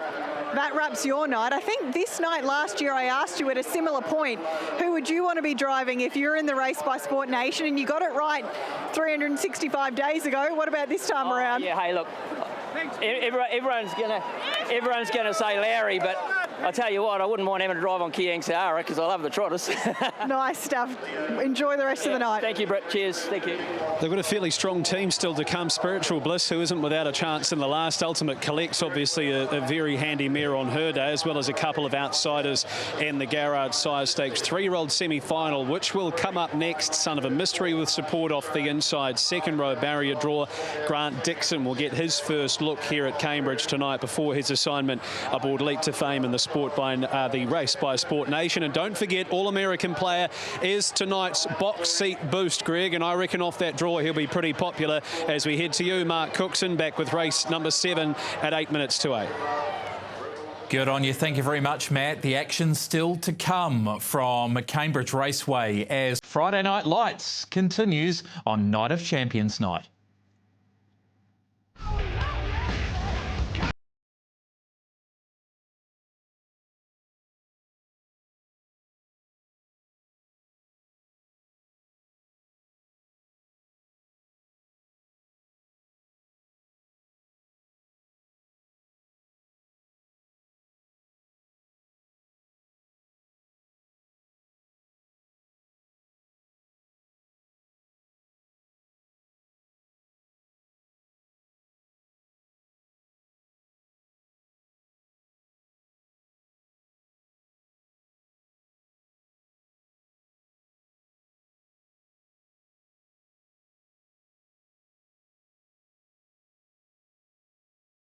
We're standing by here in the studio with a man who has a big task here tonight. The trainer and driver of Leap to Fame, Grant Dixon, has joined us here in the studio. Grant, welcome back to Cambridge. How are you feeling? Oh, look, yeah, probably nervously excited, I suppose. Yeah, there's a lot goes into it to get here, and he seems well, so yeah, just keep everything crossed. Grant, how's he travelled over? He's a well-seasoned traveller now. To your eye, you and Trista's, is he exactly where he needs to be? Because it's a lot deeper field this year. Yeah, definitely. It definitely has got a lot more depth to the race, I feel. I think it's definitely going to be harder, but he seems really bright. We're happy how he's eaten and drank, so yeah, he seems to be on song. So we'll probably know more when we leave the gate. He hasn't had a whole lot of luck come barrier draws for so many of the big races, but because of his versatility, he's able to overcome that. Do you map this race pretty much like everyone else? Swayze likely to be in front, and you'll have to sit outside him again. Yeah, I think so. I'm just hoping that obviously I'm not out there as long as I was last year, and I can be close to him and sort of camp there, because I no doubt the tempo is going to be tough. Is he the horse to beat, Swayze, in your opinion? You race against these horses all of the time on the grand circuit. He's been such a great adversary for his brother, but tonight, what do you think? Is he the one to beat? I think so, but I do place the janitor right up though too, because I just think if that unfolds Swayze in front of me outside, I do think the tempo is going to be strong, which would play into the janitor's hands. All right, he's won a remarkable 17 races since he won on this night last year. Can he win again? Oh, look, I think he can. Yeah, I think he can. He's well, and we've had a good prep into it. So yeah, I just think, but it is going to be tough. Do you feel as though, Grant, just before we let you go, the Menangle racing recently has kind of sharpened him up? He ran him in 26-1 at Albion Park last time, which for him is probably a personal best. Yeah, it is quick, and it has sort of probably got him up in the bit a bit. But in saying that, at the moment, Albion Park is like a highway. It's so hard and fast, and it's the sectional times they're running there is it's hard to get your head around. Have you had a look at the track out here tonight? Yeah, just a quick look now. Yeah, it seems in good order. Yeah. All right, thanks for joining Greg and I. We wish you all the best, and to you and the family, good luck. Thank you. Cheers. There he is, Grant Dixon, who is the trainer and driver of one of the mightiest paces ever, Leap to Fame.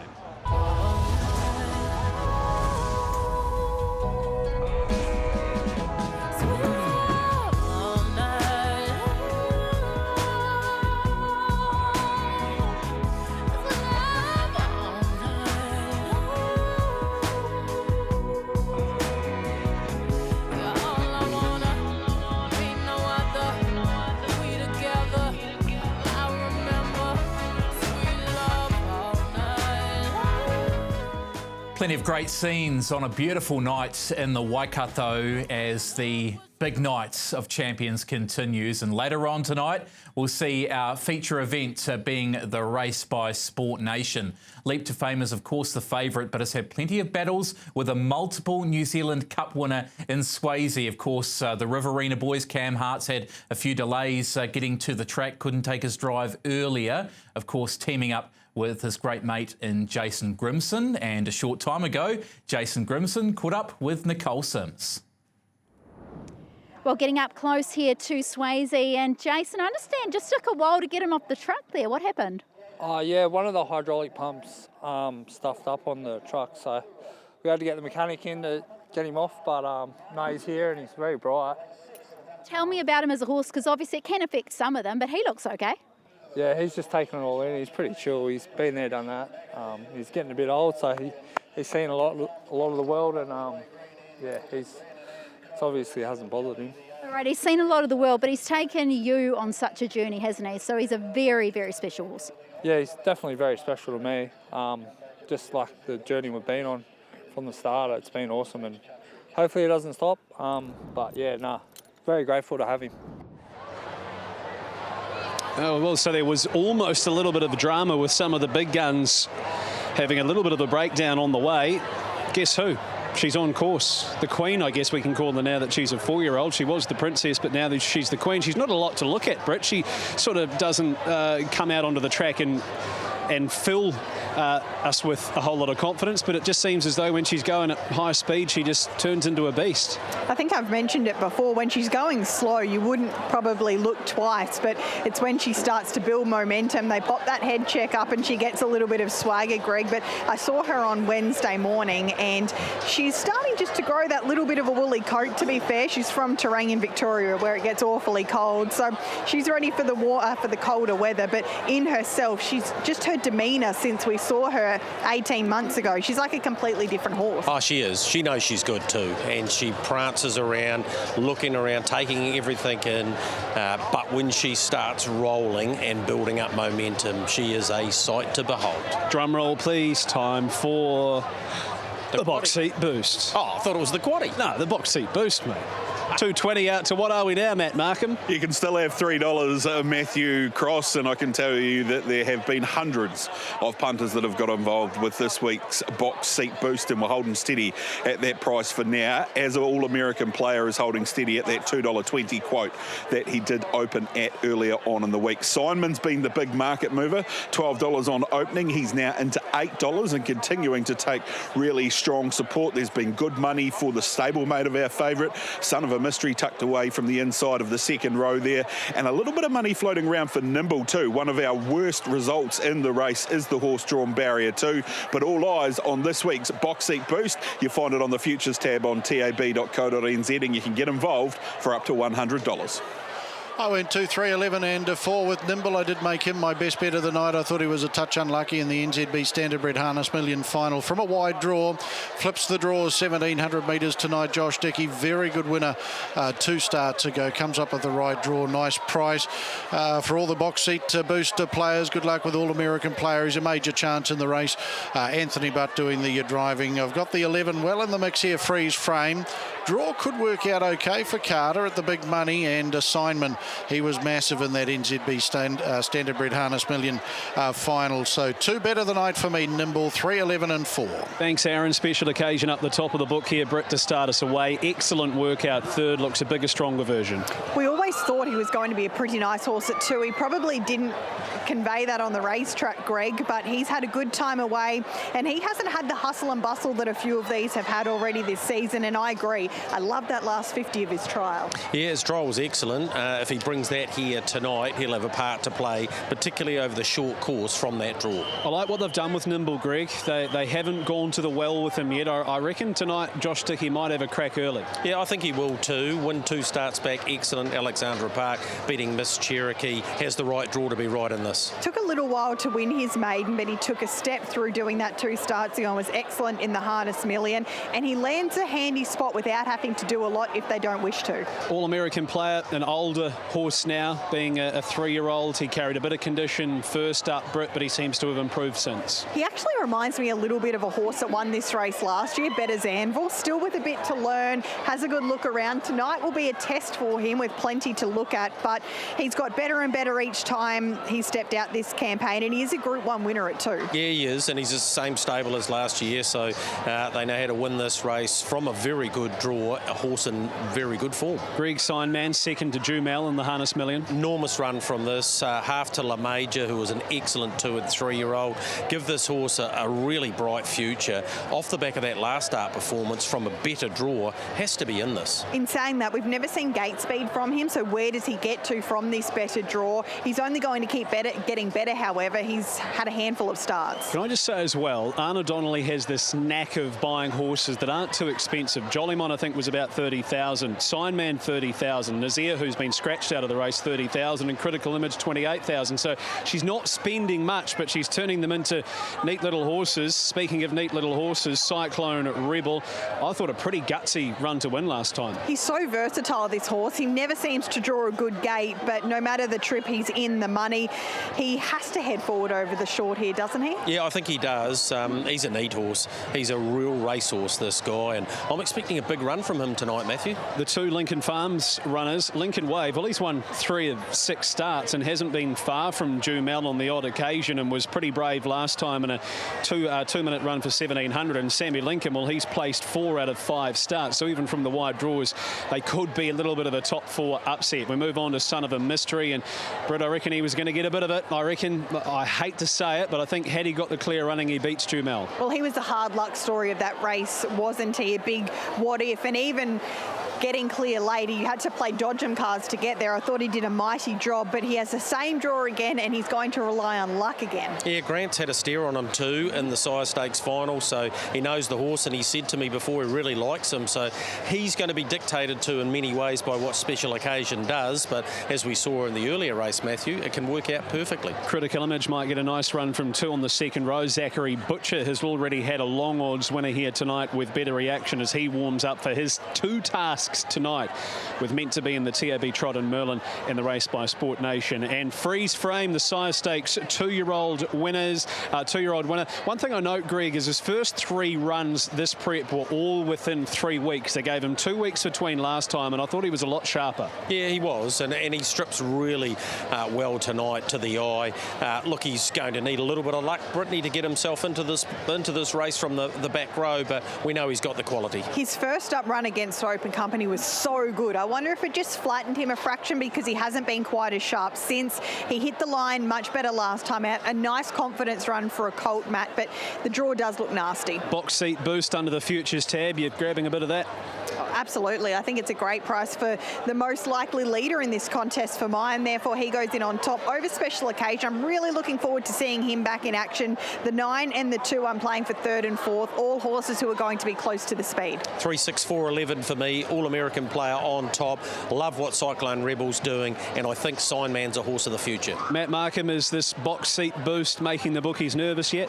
A little bit, Matt, and as on the normal tote as well, $2.10 now All-American player, so he's moved in a point from that $2.20 quote. So has the money continued to come, though, for Signman. Did touch $7.50, back out to $8. Good support still floating around for Nimble. Son of a Mystery, a little bit cold in trading here, but it's All-American player for the punters here, and everyone who's got involved in this week's box seat boost. 5,000 at 220. Well, we will see Jumel at Addington coming up shortly. He will then jump back on the Transport North for the Great Northern Woodland Derby on the 1st of May. Then they'll all transport back south to Christchurch for the Sires Stakes final on the 22nd of May. It's a hot part of the season for the 3-year-olds. The next leg of some very good races coming right up here at Cambridge. After this will be race 8. It is the TAB Trot for $530,000. An action-packed hour and a half coming up here on your Friday night lights to call race number 7 on the program as we get a look at Steve Telfer, co-trainer of the favourite. Let's head up to Aaron White for race 7. Thank you, Matthew, as these runners come forward for the Garage Sires Stakes 3-year-old Colton Gelding semi-final number 1. Welcome Robbie Miller and the team from Garage on track. Wonderful supporters of the Sires Stakes board and, of course, these Sires Stakes races. Favourite 210 All-American player from Barrier 3, Anthony Butts. Back big-time driving in New Zealand, Anthony. He loves performing in front of big crowds. He's done it for many decades. See if we get the favourite home here. Race 7 to open the late quaddie. Garage Sires Stakes 3-year-old Colton Gelding semi-final 1. They're there. Green light racing. Nimble Barrier 2 out fast and Lincoln Wave is coming forward. Cyclone Rebel. Special Occasion back on the inside. Now just eased off the gate there was All-American player. Simon caught 3 wide to the first corner with Freeze Frame. Critical Image, Son of a Mystery, well back in the field, and Sammy Lincoln will settle back last as they sweep across the top. Oh, Nimble went for a gallop here, so Nimble's gallop, and out in front of Cyclone Rebel in blissful isolation in the early stages, away by 3 to 4. Lincoln Waves got down onto the leaders back here as Nimble's no chance now with them galloping out the back. Freeze Frame's moving up on the outside of Simon. Special Occasion back on the inside, and then came All-American players pulled away from the running line to come forward out 3 wide back on the inside. Sammy Lincoln, Critical Image, and 2 lengths away Son of a Mystery and Grant Dixon, and well out the back now was Nimble. The Garage Sires Stakes 3-year-old Colton Gelding semi-final number 1, and Cyclone Rebel with the Iceman in front over Freeze Frame, and out wide and now 3 wide on these as they get to the 800 metre mark was the race favourite All-American player. 29 and 2 was that second quarter. Back on the inside, Lincoln Wave, the Magic Man, will wait the use of the TFS Horse Transport passing lane. Simon beautifully situated 1-1. Back on the inside, Special Occasion. There followed by Critical Image. Back on the inside to Sammy Lincoln. And last of our winning chances, Son of a Mystery off the back they come. Cyclone Rebel and Freeze Frame back on the inside. Lincoln Wave. Simon's about to get out of the pocket now. 28 and 6 down the back is All-American player just struggling out 3 wide at stablemate. Son of a Mystery's coming up 4 and 5 wide on the turn. Special Occasions all dressed up, nowhere to go. Top of the home straight. Cyclone Rebel comes for home by 2. Lincoln Wave on the TFS Horse Transport passing lane. Cyclone Rebel. Lincoln Wave's coming through. It's the Iceman and the Magic Man dueling in front of a big crowd at Cambridge, and Lincoln Wave, Cyclone Rebel, they hit it. It is very tight. Maybe the 2 legends of the sport have dared heated. We'll wait and see. Lincoln Wave and Cyclone Rebel are working home strongly. Sammy Lincoln, Special Occasion and a photo for 3rd. Then Freeze Frame, Sign Man. Further back of the field, All-American player, Critical Image. They were followed by Son of a Mystery, and after an early gallop, Nimble to be the last.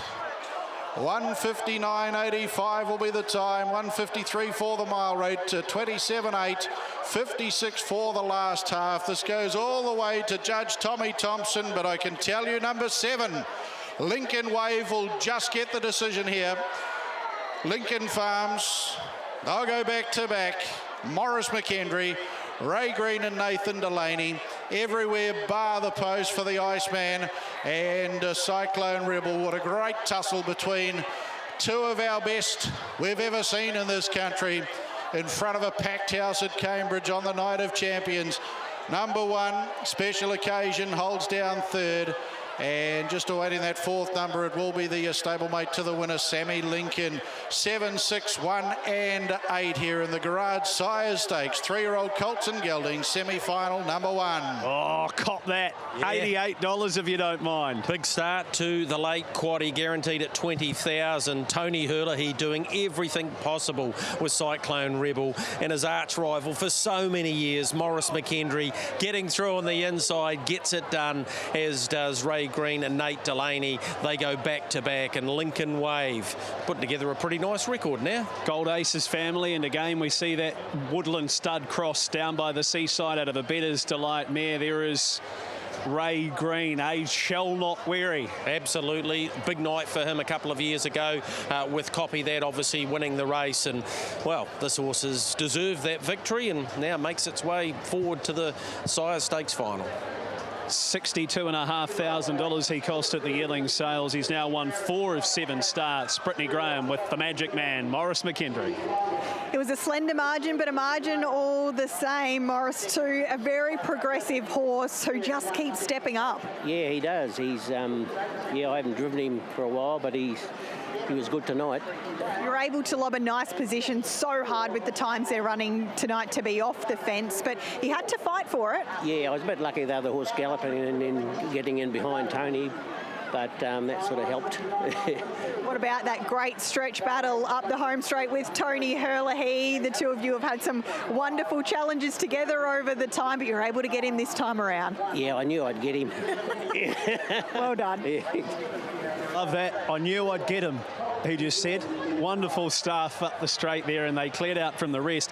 Confirmation of third went to number 1 Special Occasion, 4th in 8 Sammy Lincoln. So not only have they won the race, but they've run first and 4th. 7-6, 1 and 8, 1:59.74 was the official time here for the 1700. The backers of All-American Player wasn't a great watch. Had to come out 3 wide, and couldn't get to the park position with freeze frame there. So that was the end of the penny section. But these two great rivals going head to head, something pretty special once again here on the Night of Champions. There's Ray Green getting congratulated on a night that he's got some really fond memories, as Greg mentioned a moment ago, of course, with Copy That, but he's a stunner to look at. If you found him, the outsider of the field has won semi-final, heat number 1 of the Garrard Sire Stakes. Up next here at Cambridge, we have the TAB Trot. 2,200 metres will be the journey. We scratch horse 5, a field of 7 to go. We will introduce the slot holders and runners just prior to 8:25. He's off the canvas, the Aussie champ. He's done it again. Swayze. I'm sick of it. Every bloody year. Every year they come across the Tasman, the Australians. They walk onto our track, into our biggest races, and they take what's ours. Our cups. Enormous. Our trophies. Leap to fame. Our moments. Gus, it's Kingman. And we stand there, in our own backyard, watching them celebrate. Kiyang Zahara, she is the chosen one. This is Cambridge. This is our Night of Champions. And I'll be damned if we let them come over here and own it again. But the magic of Merlin, he's got the race by Grinch. This is the best we've got. The best of New Zealand standing up in our own colours. So forget the reputations. Because once that gate lets them go, then it's about fight. Who wants it more? Every metre of that straight. Make them earn every inch. And when they turn for home on Friday night, you give them nothing. Not this track. Not this moment. So tonight, let's make damn sure they know whose backyard this is. The voice of Kyle Mills, who of course plays a huge part with Sport Nation, who will sponsor this year's The Race by Sport Nation. And Greg, he went pretty close earlier on with Cyclone Rebel, gave a great shout. Yeah, exactly. Cyclone Rebel owned by many of his great friends and his brother. They've had a terrific run out of that family, and yeah, went a great race in the previous, almost getting there. But Kyle's been a huge supporter of the harness game for a long time, and yeah, great to have him associated with the Night of Champions. Britt, you wouldn't mind putting the carts on these two at the races? Quite incredible, isn't it? And probably what makes it more amazing is that we've got Zahara on the right and Ballerini on the left. And if it wasn't for Kiyang Zahara, Greg, Ballerini would be the dominant trotter. And what she's done has been quite incredible. Very unlucky in the Dominion last time she was here. And she's had the benefit since the Hammerhead Mile of having a run under her belt as well. So Zahara's 4 months between, but Ballerini, she went to Terang and won the local hometown cup. Yep, and she's favourite to lead the early Crow market here if she goes forward. She's alongside Your Right Dale, who I think will come out as well, so it'll be in between those two. as long as Belnige doesn't get fired up and decide to take her hook, which she has done in the past. I'm hoping for Connection she doesn't tonight, because that would be the end for her. There's Marg Lee at the head of Jillaby Ballerini.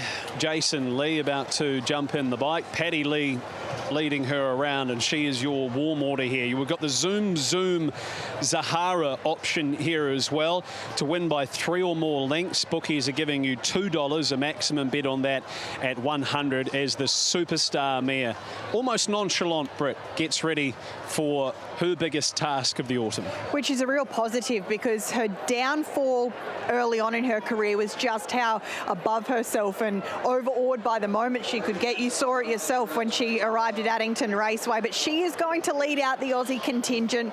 Of course, Greg, the Australians, 2 running so far. They've taken home the trophies on both occasions. Just Believe in year 1, RC Phoenix this time last year. Yeah, 240.1 for Just Believe, 238.4 for RC Phoenix. She can obviously go quicker. This is a great race to have a bet in. You're probably looking at me thinking, what are you thinking there? $75,000 guaranteed first 4. She looks the winner. It's time for us to help the people at home out to find out who can run 2nd, 3rd, 4th. Yeah, big jackpot there in the previous Matt Markham with the outsider winning. Bookies somewhat breathing a sigh of relief with All-American Player getting beat. What's the go here? Yeah, it had to be a good result for the book there, didn't it, Matt? Look, 75k into the first 4 here, as Greg said. Not a lot of movement in our natural market. Gus was $12 into 11s, now back out to 12s. Meant to be 41s into 35s, and then just a whole stack of multis running through Kiang Zahara. There are a few options here for punters to play with. A couple of them you've mentioned. There's also a first Kiwi past the post market, which features Belnige as your $1.85 favourite. The early crows there. Gus has been incredibly well backed in this favourite out market without Kiang Zahara, but hold steady at a $2.50 quote against the $1.80 for Jillaby Ballerini. $1.05 the price of our favourite. She may start a little bit shorter, but there's no shortage of options available for punters to get involved in this year's TAB Trot Mobile. First time I've ever had eyes on this beautiful now mare, Kiang Zahara, and she is certainly a lovely type, and of course she's only ever been beaten once, and I don't think she's going to disappoint her fans here tonight at Cambridge for the TAB Trot for 2026. She's clearly on top for me. 8 Gus was brilliant in the Waikato Flying Mile here 8 days ago.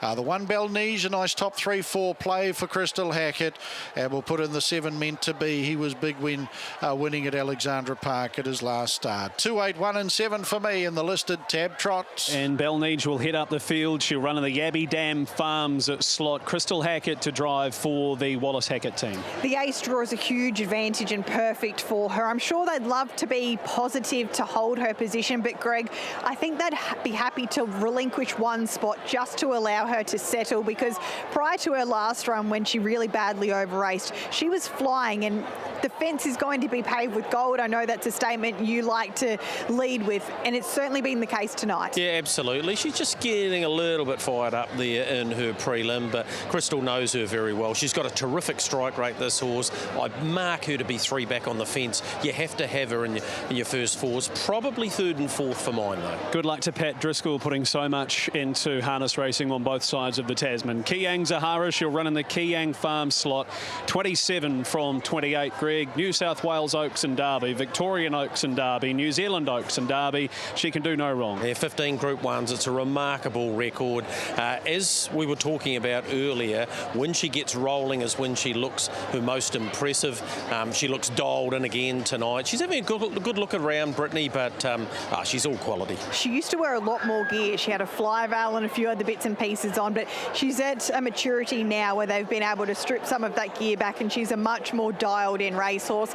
We haven't seen her for the best part of a month. She was a last start winner of the Hammerhead Mile, but she has been back to Terang, and the team were thrilled with her trial performance there. 2 is a perfect gate, because really she just has to keep balanced early, let all the others worry about themselves, and I think as long as she stays in front of Gus, the lead will be there for her at her taking. In Glenn Holland's rampant proprietary limited slot is number 3, you're right, Dahl. I guess the question here, Britt, is does John Dunn push the button, go forward, try and cross and hope for the trail, or does he slide over knowing he's going to get 3 fence? First option, he's got to work. Second option, he doesn't. I guess, though, what does he have to lose? He's on the outsider of the field.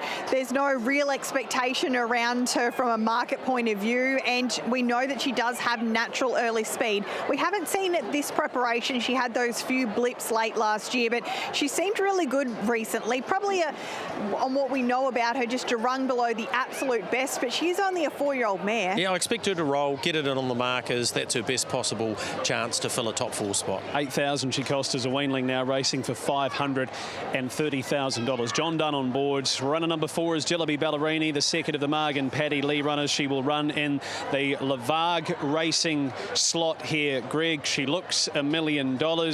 Drawing outside of Kiang Zahara, probably not what they wanted, though. Well, probably not, but she definitely will roll forward. She's won over $400,000, and that's most of the time having to play second fiddle to Kiang Zahara. So she's an incredibly good mare in her own right.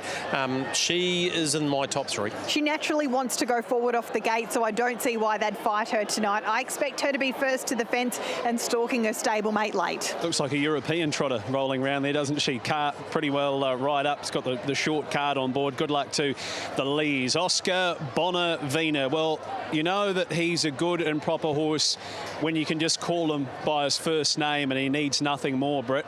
Oscar is his name. Last year he broke with no overcheck on. They'll put the check back on this year.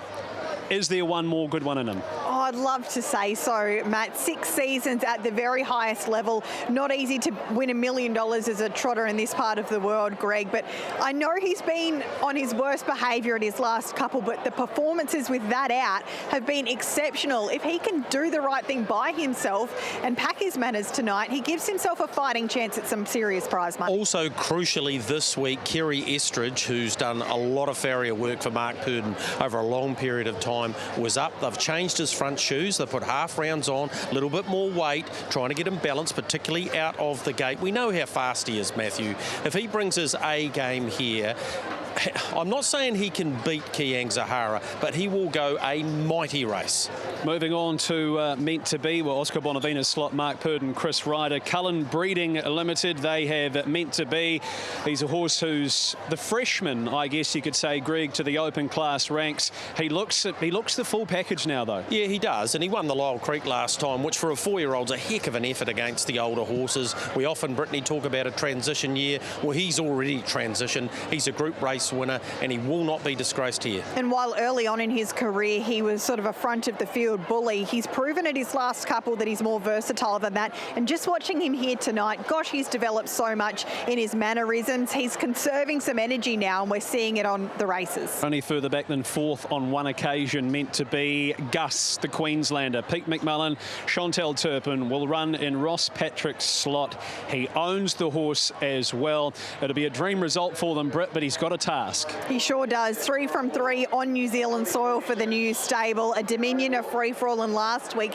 He shouldn't have been able to get there, Greg, but he showed his speed to 27.7 his own last quarter. The 8-day turnaround will help him. The extra trip will help him. I'm not sure he's ready to blast the gate, though, just yet. No, he's a great horse, and of course he come back into the draw and still got the outside of the front row, so it won't be easy for him. I think he's clear second pick for mine. He's an outstanding trotter. We've been lucky enough to see him in November. We get to see him again here tonight. He's a big player. 3 years ago he won his maiden at Winton. I'm sure that Nathan Williamson and family are watching on very fondly. Your top 4, Greg? Yeah, 2, 8, 6 and 4. I can't split probably Gus and Oscar for second, but if you're playing into your first 4, that's the way I'd be playing it. 2, 8, 4 and 6 for me. I'd love to see Gus get on the premises early and turn this into a real contest, and it wouldn't surprise me if that transpired. They have to get close to her to challenge her Zahara, otherwise she'll make them pay. The TAB Trot, the crew from the TAB starting to form down here by the birdcage. We thank them for their support of the 8th of the program. Matt, any late thoughts here? You wouldn't believe it, Matthew Cross, but she's actually drifted out to $1.06 now, Kiang Zahara, from $1.05. It's been really good support for Gus. I know his price hasn't moved, but they've been solid on him, and still a bit of money coming for Meant to Be. Got back out to 37s, back into 34s. Not much change in any of of our extra markets that are available. Gus has shortened up in the favourite out market to $2.30 against Jillaby Ballerini's $1.90, and the Kiwi market still being headed by Belnige at $1.85. But 106 here, Kiang Zahara, and plenty of punters getting involved in that $75k guaranteed first four. Cranbourne moved to trackside 2, $75,000 guaranteed. This is a race, both of the runnings post-race right behind us. Our pictures have just showed so much emotion. First year, it was Just Believe. Greg Sugars obviously has since passed. He wasn't able to share that moment with his wife, Jess Tubbs. He gave her a great shout out on our screens. And last year we saw Chris Svanozio and his family down here. It was just full of raw emotion, and that could be the case again here. I'm assuming it to be the case, Matt, to be honest, when you're racing for this sort of prize money and the pressure that goes into the build-up for a race of this nature. And it's not just those connected to the horses, Greg. It's the slot element of this. It's more than just a trainer, a driver and an owner. There's a stack of people that have got together to make this happen. And I know that the Australians have a really strong hand, but the Kiwis on home soil, it's about time they fight back. They've always been the dominant trotting country. Yeah, we have been for quite some time. And I've got to pay a big plaudit to Harness Racing New Zealand as well. This race could have been canned, and we might not have seen a trot slot race like this again, but they stuck to their guns. We've ended up with 7, and we've ended up with the best field possible and the best trotter in Australasia in Kiang Zahara. So to Matt Peden and the team there, congratulations, because they wouldn't be here if it wasn't for them.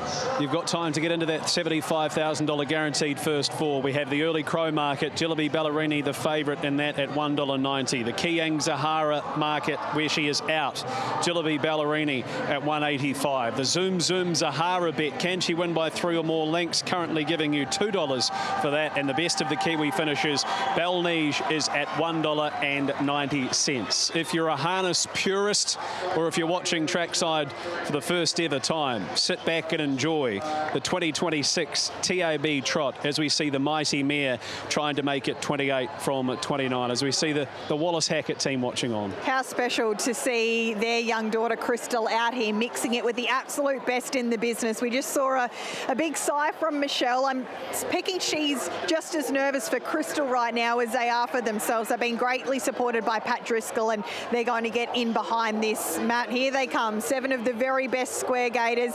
They have to beat a pretty special one, but they're all deserving of their spot. Hello to our Australian friends tuning into the TAB Trot as well, and for those of you listening on Sport Nation, the dulcet tones of Aaron White to bring you home in the 2026 TAB Trot. Thank you, Matthew, as these runners come forward for the listed TAB Trots. Good luck to all connection slot holders.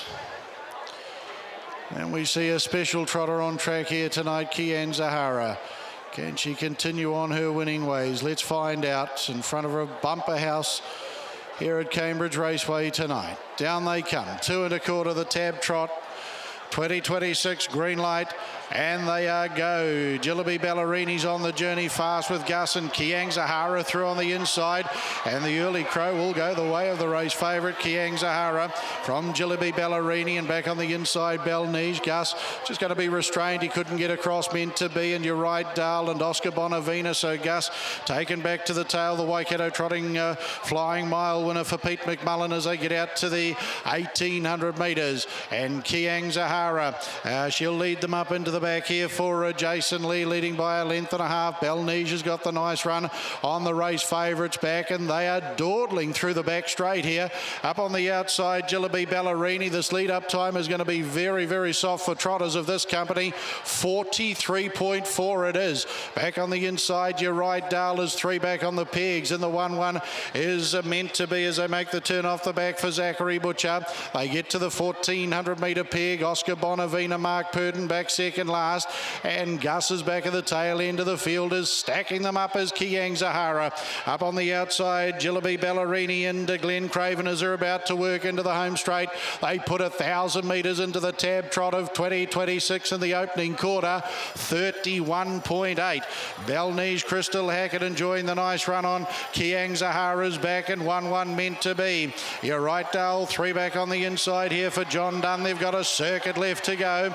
Oscar Bonavina's doing everything right tonight. He's tracking up the 1-1 as they head on to the Showgrounds turn, their final occasion, and Gussie's still back at the tail end of the field and a good 8 lengths off Kiang Zahara, who's had a very nice uncontested lead here in the Waikato as they get out to the 800 metres, second quarter in 30.9. Kiang Zahara up on the outside to Jillaby Ballerini. Balnese the inside. Here comes Big Gus. Gus is moving up on the outside of Kiang Zahara, and they lock on 600 out. Meant to be's midfield. You're right, Dale on the inside, and Oscar Bonavina race on as they come off the back. Kiang Zahara and Gus as they get around to the final 400 metres. Jillaby Ballerini holds down third. Meant to be got to fourth. The back straight quarter was completed there in 27.1. Kiang Zahara as they come on to the turn. Jason Lee says, let's go, girl. You're in front of a big crowd tonight. Let's see what you got in the Waikato. And she comes away by 4.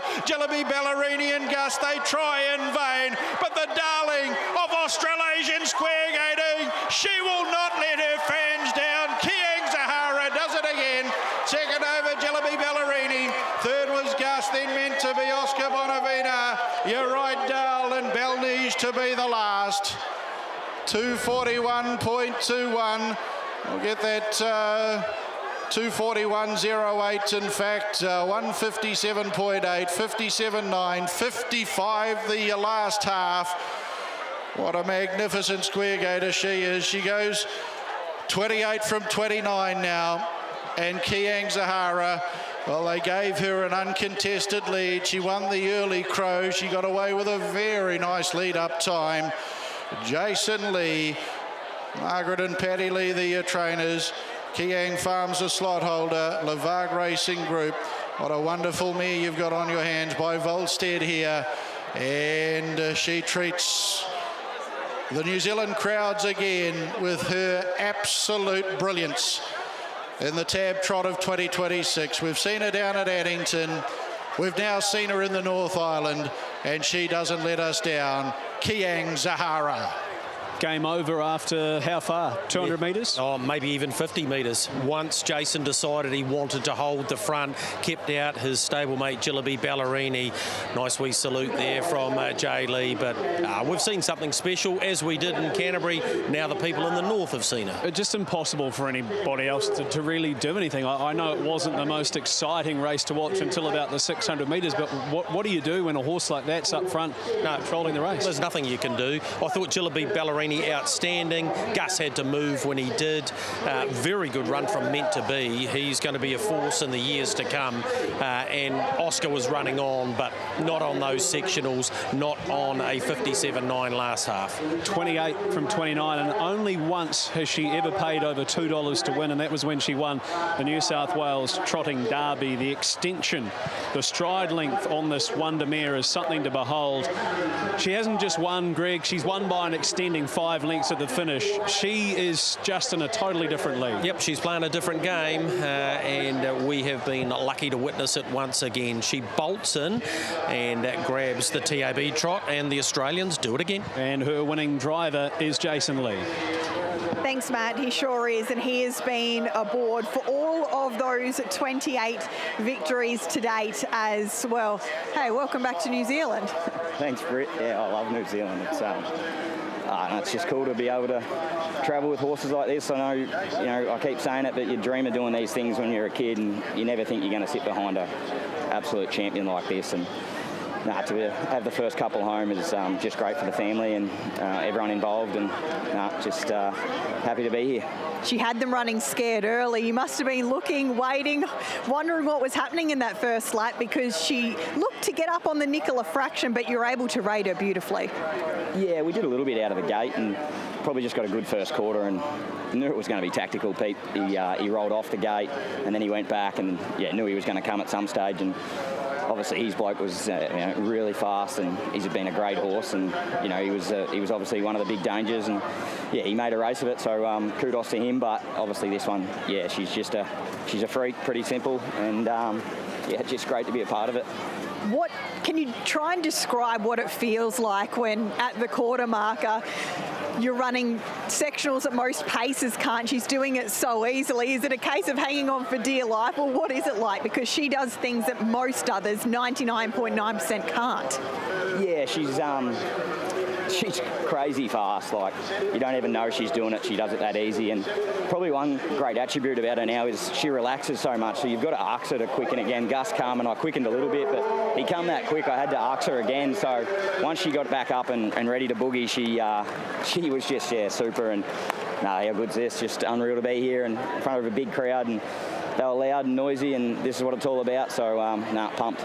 After your first trip 18 months ago with this filly, I could sense you were just keen to get back. You held back last year, you brought her stablemate instead, but to be able to pop her on the plane and bring her back to New Zealand after this crowd embraced her so much last time, how special? I think that's one big thing. Obviously, there's a big money price tag and, money talks, but the people of New Zealand and the respect they showed her when we come, and even when we come last year with Ballerini, and she was super, didn't have much luck a couple of times, but the respect that the people, and I think just the pure fans and the love they have for the harness racing horse here is what I love. Like, there's young people here everywhere, and the same with Cup Week, they just love it. So it's a pretty big thrill, and over the moon, it's like going to the gallops back home. Well done, Jace. You're on the absolute ride of a lifetime. Enjoy it. Cheers. Thanks, Brett. We'll have more reaction from the Lee and Craven families after they Quinella the TAB Trot for 2026 of Kiang Zahara and Jillaby Ballerini. We've got to go to Addington, Greg, 90 seconds away here. Jumel draws 3, Got the Chocolates draws 5. What are you anticipating happens? Well, Jamal should get off like he does and lead, and if he does that, he'll probably take the trail, and we'll see something like we did at Addington when the Lazarus Effect was in front and the 3-year-old was just too fast. In saying that, Got the Chocolates is absolutely low flying at the moment. This could be a real drag race up the straight, and you've got to decide which one you think will be fastest. I actually think Jumel is the quicker horse, so it might not be as big a margin between the prices as what it should be. I agree, point-to-point speed, Jumel's faster, but I've Got the Chocolates. Well, you bear it with the Lazarus Effect, tried to stack them up down the back, obviously with bigger assignments. He was then out-sprinted. I've Got the Chocolates runs down he's got back a roll. at 27. Yeah. Then that might just take that half a second sting out of Jumel at the end. Jumel's obviously not going to be peaking for tonight. He's got the Derby here on the 1st of May, whereas Got the Chocolates might have a little bit of a fitness edge as well. It's going to be a cracker. Yeah, it should be a cracking contest. I actually can't split them. I just want to watch it. Who runs third? Probably Harrison John, I think. Okay, all right. Andy McCook, enjoy calling these two superstars. They are a pair of beauties. Yeah, going to be one of the best harness races. Well, not one of it. It'll be the best harness race I've called in my career thus far. Can't wait to get involved here. 5, 3, 1 and 2. But like you boys, found it very hard to split these two very, very good animals. Shannon De Silva at Corker in French Mobile pace. As the IRT Mobile is on the move. We've just been treated on trackside to Kiang Zahara up at Cambridge Raceway. Back here to Addington, and we get treated to Jumel versus Got the Chocolates. What's about to unfold, we will find out very shortly as the Mobile's towards the back. Got the Chocolates will start as the favourite, just over Jumel, who is hard on the arm. Hadron Collider, the inside of Harrison John. Smoke on the Water, the outsider, as the IRT Mobile to dispatch. The green light is on, and Hadron Collider off the inside. He'll make them burn early. Jumel being sent forward, and Got the Chocolates will slide over to third outside of Harrison John, and Smoke on the Water is back to the tail end of the field. Well, Jumel is having to really burn here. The speed is on, and he couldn't find the lead. Hadron Collider is going to punch through and bring them to the first turn and leads the way over Jumel, and they were smoking. Harness Link lead time 23.1. Through to third is Harrison John, and Got the Chocolate stayed right out of that speed duel. He's second to last, and Smoke on the Water can see them all. Hadron Collider, and he's keen to keep them rolling. He's away by 4 on Jumel. Sitting third is Harrison John, and Got the Chocolates is next and about to be pulled away from the inside, and their favourites up and up parked and cruising forward quickly. Smoke on the Water quickly onto his back. First quarter in 30.3. Hadron Collider leads the way. Inside the 1,000. Jumal out of the trail now and up parked around the outside of Harrison John. That'll give Got the Chocolates 1-1 cover, and Smoke on the Water is still last of all is Hadron Collider. Brings them inside the 800 metres and he is flying out in front. A length and a half the margin on Jumal parked around Harrison John, who will wait for use of the Pebble Beach passing lane. Got the Chocolates 1-1 and last. Smoke on the Water. Second quarter 29 and 6, the half in 59 and 9, and Hadron Collider, he's making it interesting. Brings them to the 450 by half a length on Jumal. Inside for Harrison John. Got the Chocolates yet to be popped, the question, and Smoke on the Water loses touch with them. Third quarter 27 and 8. Jumal and Hadron Collider coming three wide. Got the Chocolates. Harrison John about to get the inside. Got the Chocolates and Jumal. They get to Hadron Collider. Harrison John the inside, but Got the Chocolates. He grabbed the lead inside the 100. Oh, and he's going to whistle right away. Easy as you like. He is a star. Got the Chocolates too good. Harrison John second, Jumal third. Hadron Collider will make up your first four, and Smoke on the Water will be last. It's set up perfectly for him as they went to war out in front. He stayed right out of that battle. Inside the 100, Tim put the whip away, and he has done that under his own steam down to the line. Harrison John second. Jumal G had to burn very, very hard in the early stages. Fourth quarter 28.9. Aldebaran Park last mile in 156.6. And Got the Chocolates has been too good. It'll be 5-2, 3-1. 5-2, 3-1. Got the Chocolates. He is very good. That's his 12th from 27. 3 on the bounce this campaign, and he's done that with the whip away at the 100 metres. Ooh, he's in for a very, very big campaign. Oh, outstanding stuff. That was another great watch for fans of Got the Chocolates. Was given a beautiful trip in the end, because after that speed duel, Jumal bailed out of it, and then Sam Otley popped out of that trailing spot and gave Got the Chocolates 1-1 cover. So looked primed after that. Did Tim Williams, who picked up the drive today, of course, with John Dunn up north at Cambridge, and Got the Chocolates, raced by Ross and Angela Gordon. He's a 4-year-old now, of course. He's picked up his 12th win, and that was nice. And in the first duel up against Jumal, who of course is a year younger, under the system, and it was all about Got the Chocolates today. There was that early speed duel, of course, between Hadron Collider and Jumal, which really set it up for Got the Chocolates, who stayed right out of it and then waited, and then that 1-1 cover came from Jumal in the early to middle stages of the race. Got the Chocolates wins our feature event from Addington Raceway tonight as Friday Night Lights continues. We are going back to Cambridge Raceway because it's a real family affair around the champ, of course, delivering Kiyang Zahara. Of course, it is Marg Lee, it's Jason Lee in the bike, and Brittany's caught up with us, very much smiling, Paddy Lee. You can take a big sigh of relief now, Paddy. 1-2, how good? Yeah, that was terrific, Britt. Just pleasing. It's always nerving when you travel to make sure everything's in place, but they raced terrific and the boys drove them really well. A little birdie has just mentioned to me that maybe this wasn't as smooth sailing to get here with Zahara as first thought, and there was some, I guess, potential that she wasn't going to make it. Tell us about that now that all's well that ends well. Yeah, she probably didn't quite trot as smooth as we would have liked in Sydney, even though she raced really well and equalled the record. We were just a little cautious with the way she sort of trotted through her gate, but taken her home, and yeah, she had a little bit of a muscle strain through the back, and we just wanted to make sure we got on top of that before we definitely confirmed that we're coming over here, and then we took the option to trial on our local track, and once she ticked the boxes in that trial, we were keen to get over here. I don't think she was feeling any muscle soreness tonight. That last half was phenomenal. Yeah, she sort of got left alone early, which went in her favour, but if you leave her alone like that, she's she's got pacing speed, and when she let down the back straight there, she looked like she was floating on air, so no, it's terrific.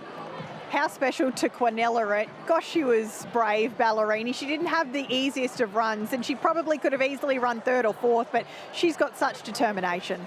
Yeah, for sure. She's all heart. Like I said during the week, she's strengthened up so much, and we're just pleased to have the both of them, and they're best friends, and yeah, they just do it together.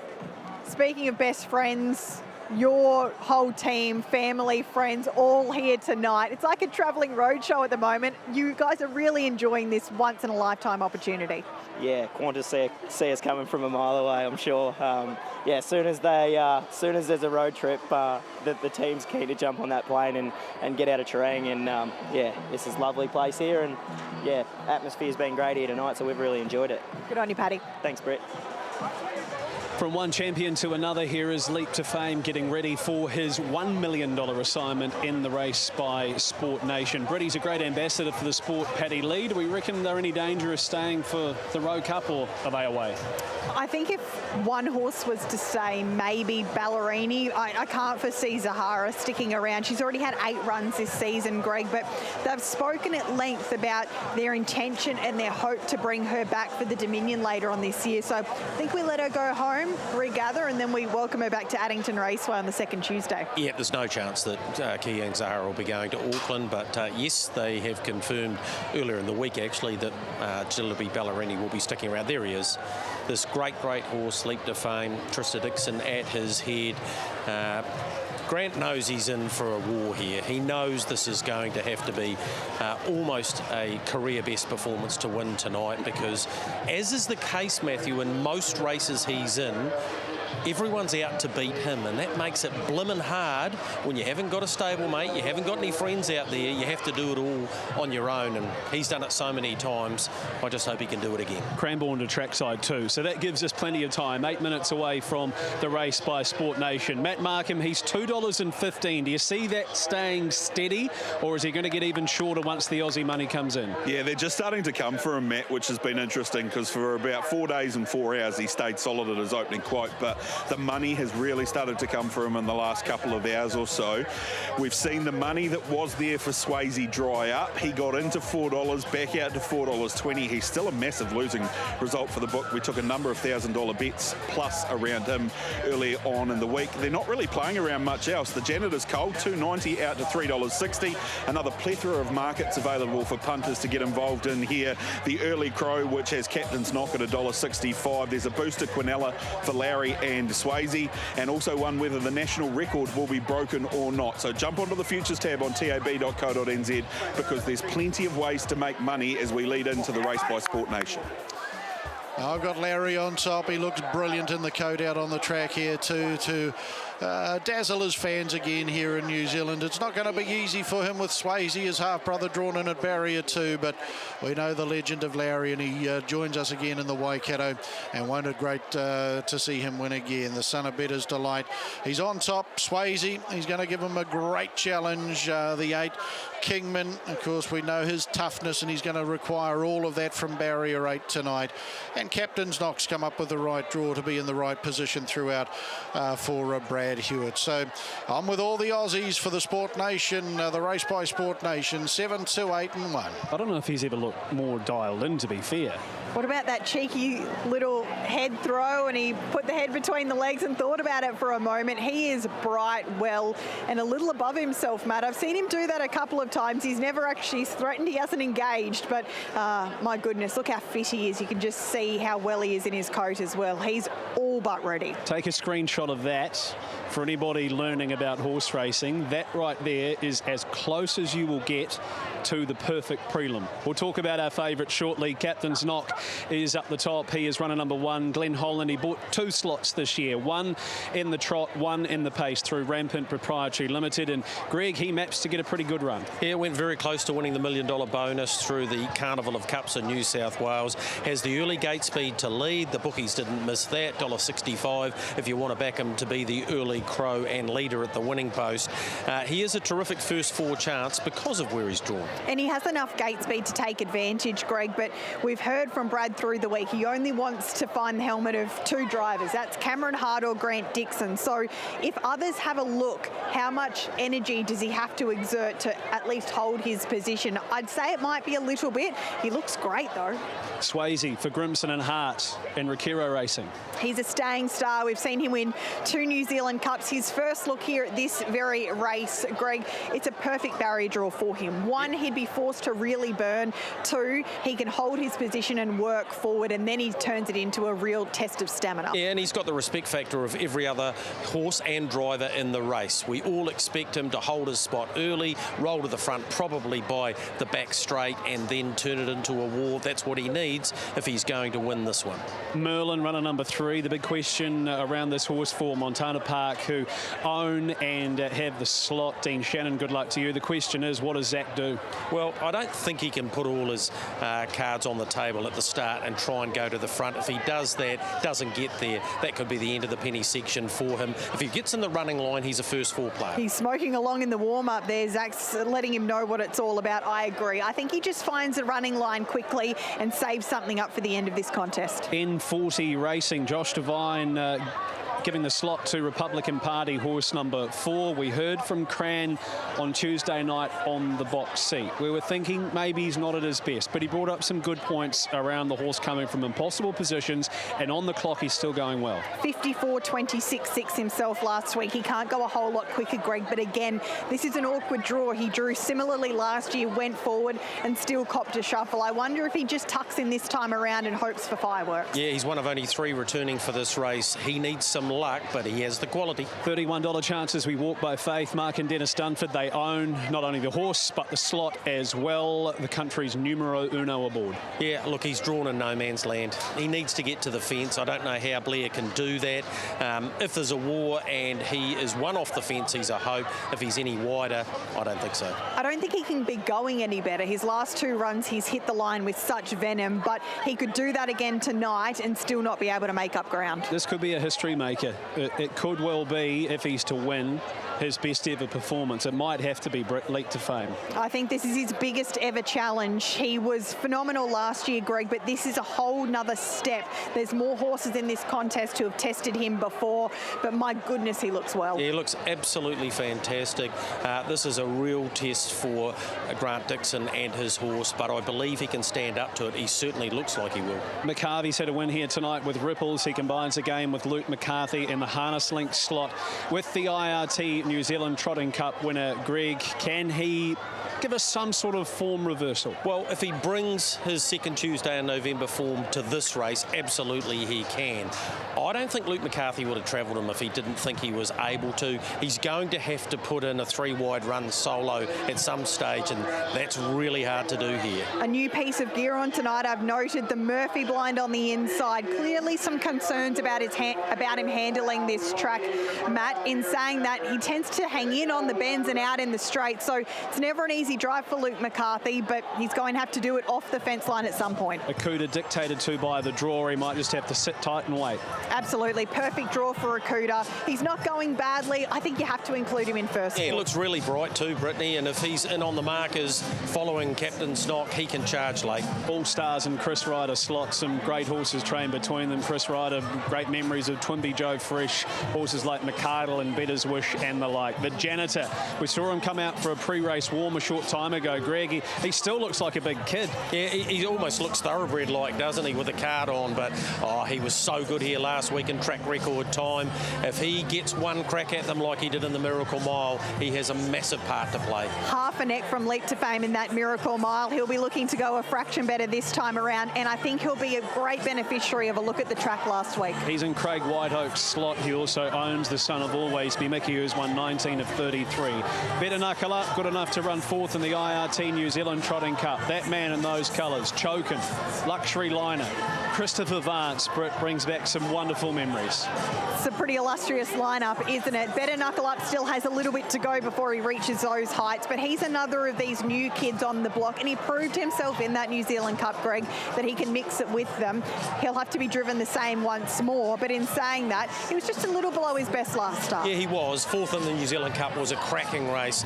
He could fill a similar similar position here, but he would need it to be run at breakneck speed, which I think it will be. Top four? For me, clearly Leap to Fame on top. I give Kingman a great chance. Off the second row, the Janitor, obviously, and Swayze for me. The brothers to go to battle from about the lap out mark, Matt. I think this is going to be something incredibly special, but Leap to Fame can come out on top. 7 to defeat 2, the Janitor in for 3rd, and I'm throwing in the old boy Akuta to add some spice to the first 4. He's just going to get the trip that every horse will be after. Matt Markham, he won't budge from this 210 quote. 2,000 at 215 got him into that 210 quote, and he's going to stay there pretty much until race start time, I'd imagine. Matt, look, a bit of money coming late for the Janitor and Kingman. They've both moved in a couple of clicks in the last couple of minutes. If you're feeling like a true blue Kiwi sitting at home, $2.80 the price for We Walk by Faith in the first Kiwi past the post, but it's Leap to Fame, your favourite for the race by Sport Nation. Self-assured in 2022, copy that in 2023. Merlin in 2024 and Leap to Fame in 2025. We've got quicker and quicker every year. Can they break the 233.5?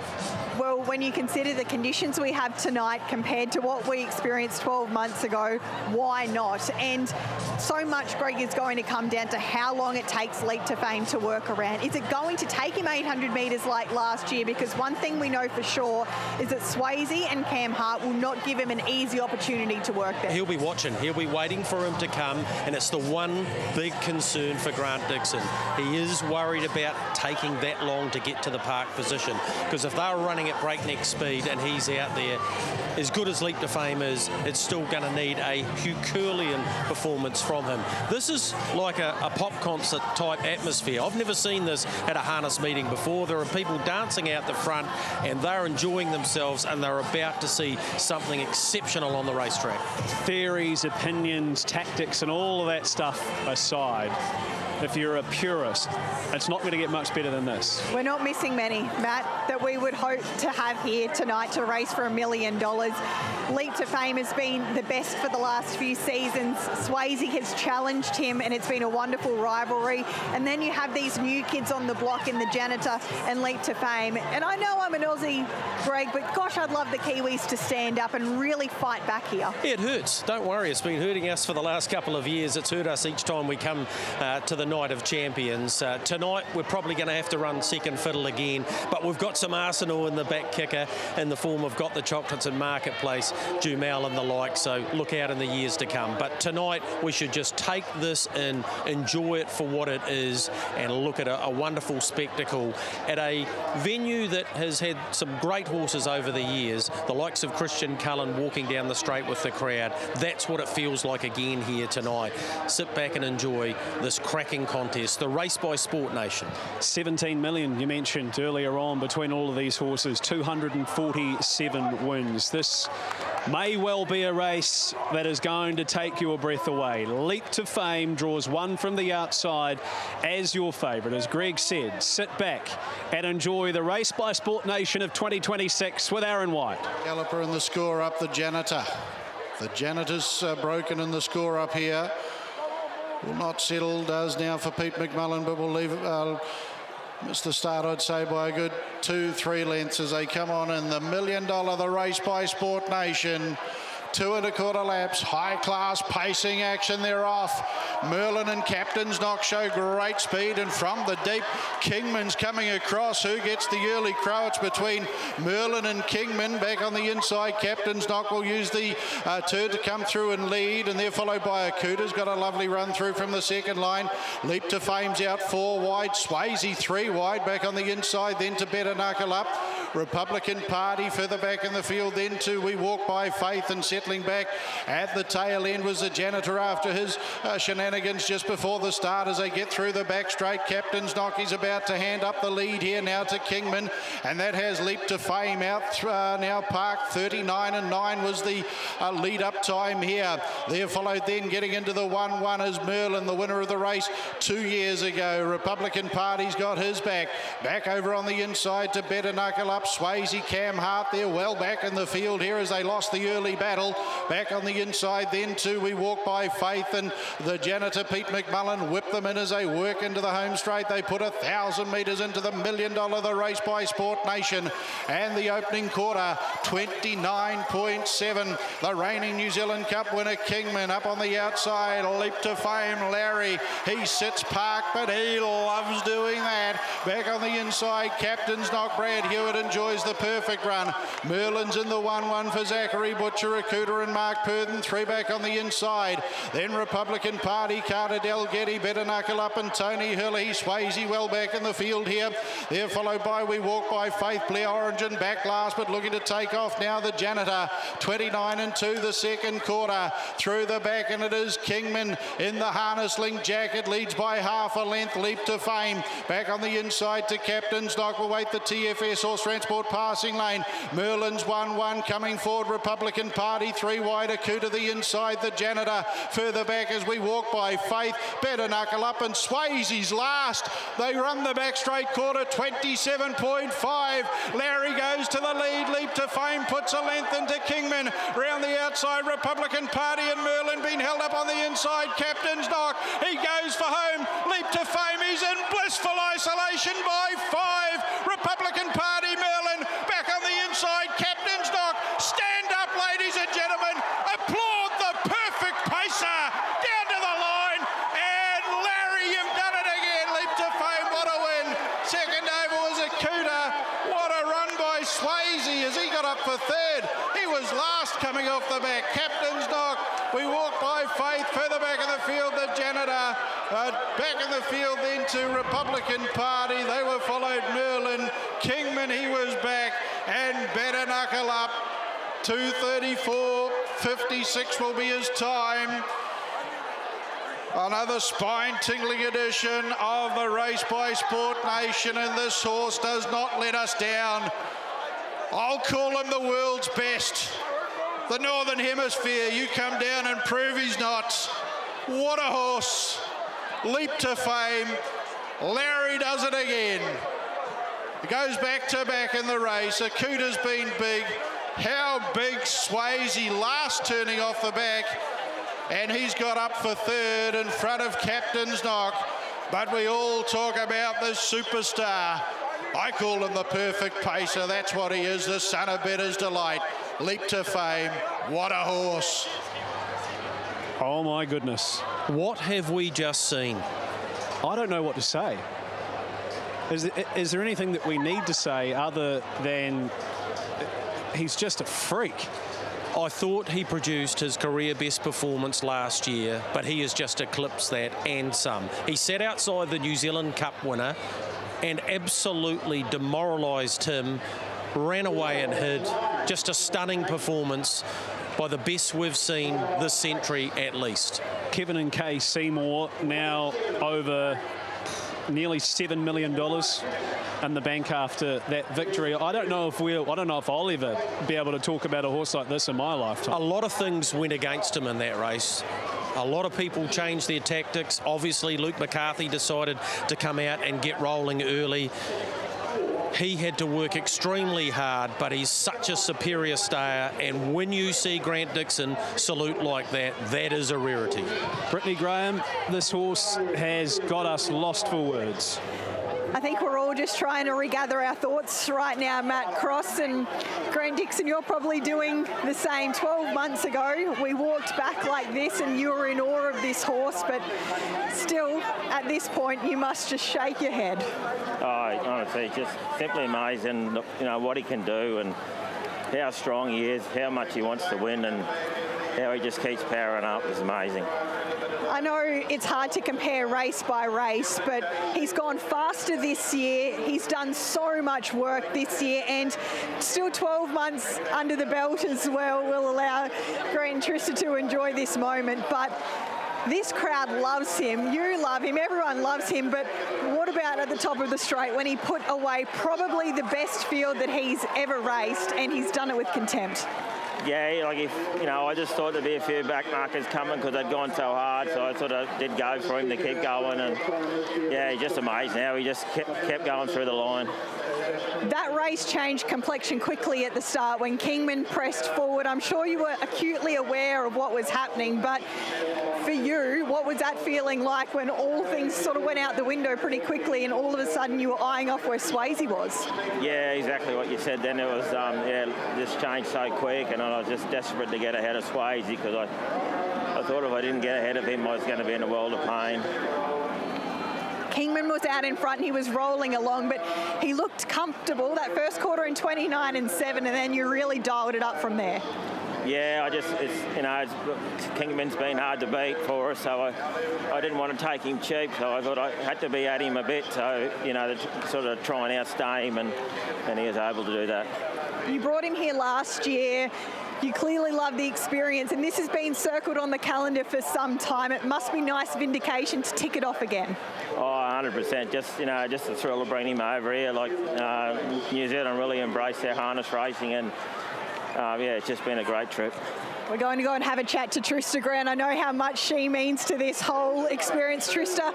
We're going to sidle up alongside you and your boy. Wow, what an animal. I'm so proud of him, Brittany. He's just a superstar. What were you thinking tonight? It mustn't ever be an easy watch for you because he's always having to do it so hard, but he looked as though he was as strong as ever this evening. Yeah, look, it wasn't an easy watch, but we've been so happy with him, and we're just like going out here tonight. Nothing could have been any better for him. He's just been perfect. What does this horse mean to you, and what has he, I guess, added to your life over the last couple of years? Oh, look, everything. He's done so much for both of us. It's just amazing years. Enjoy this one. Thanks, Brittany.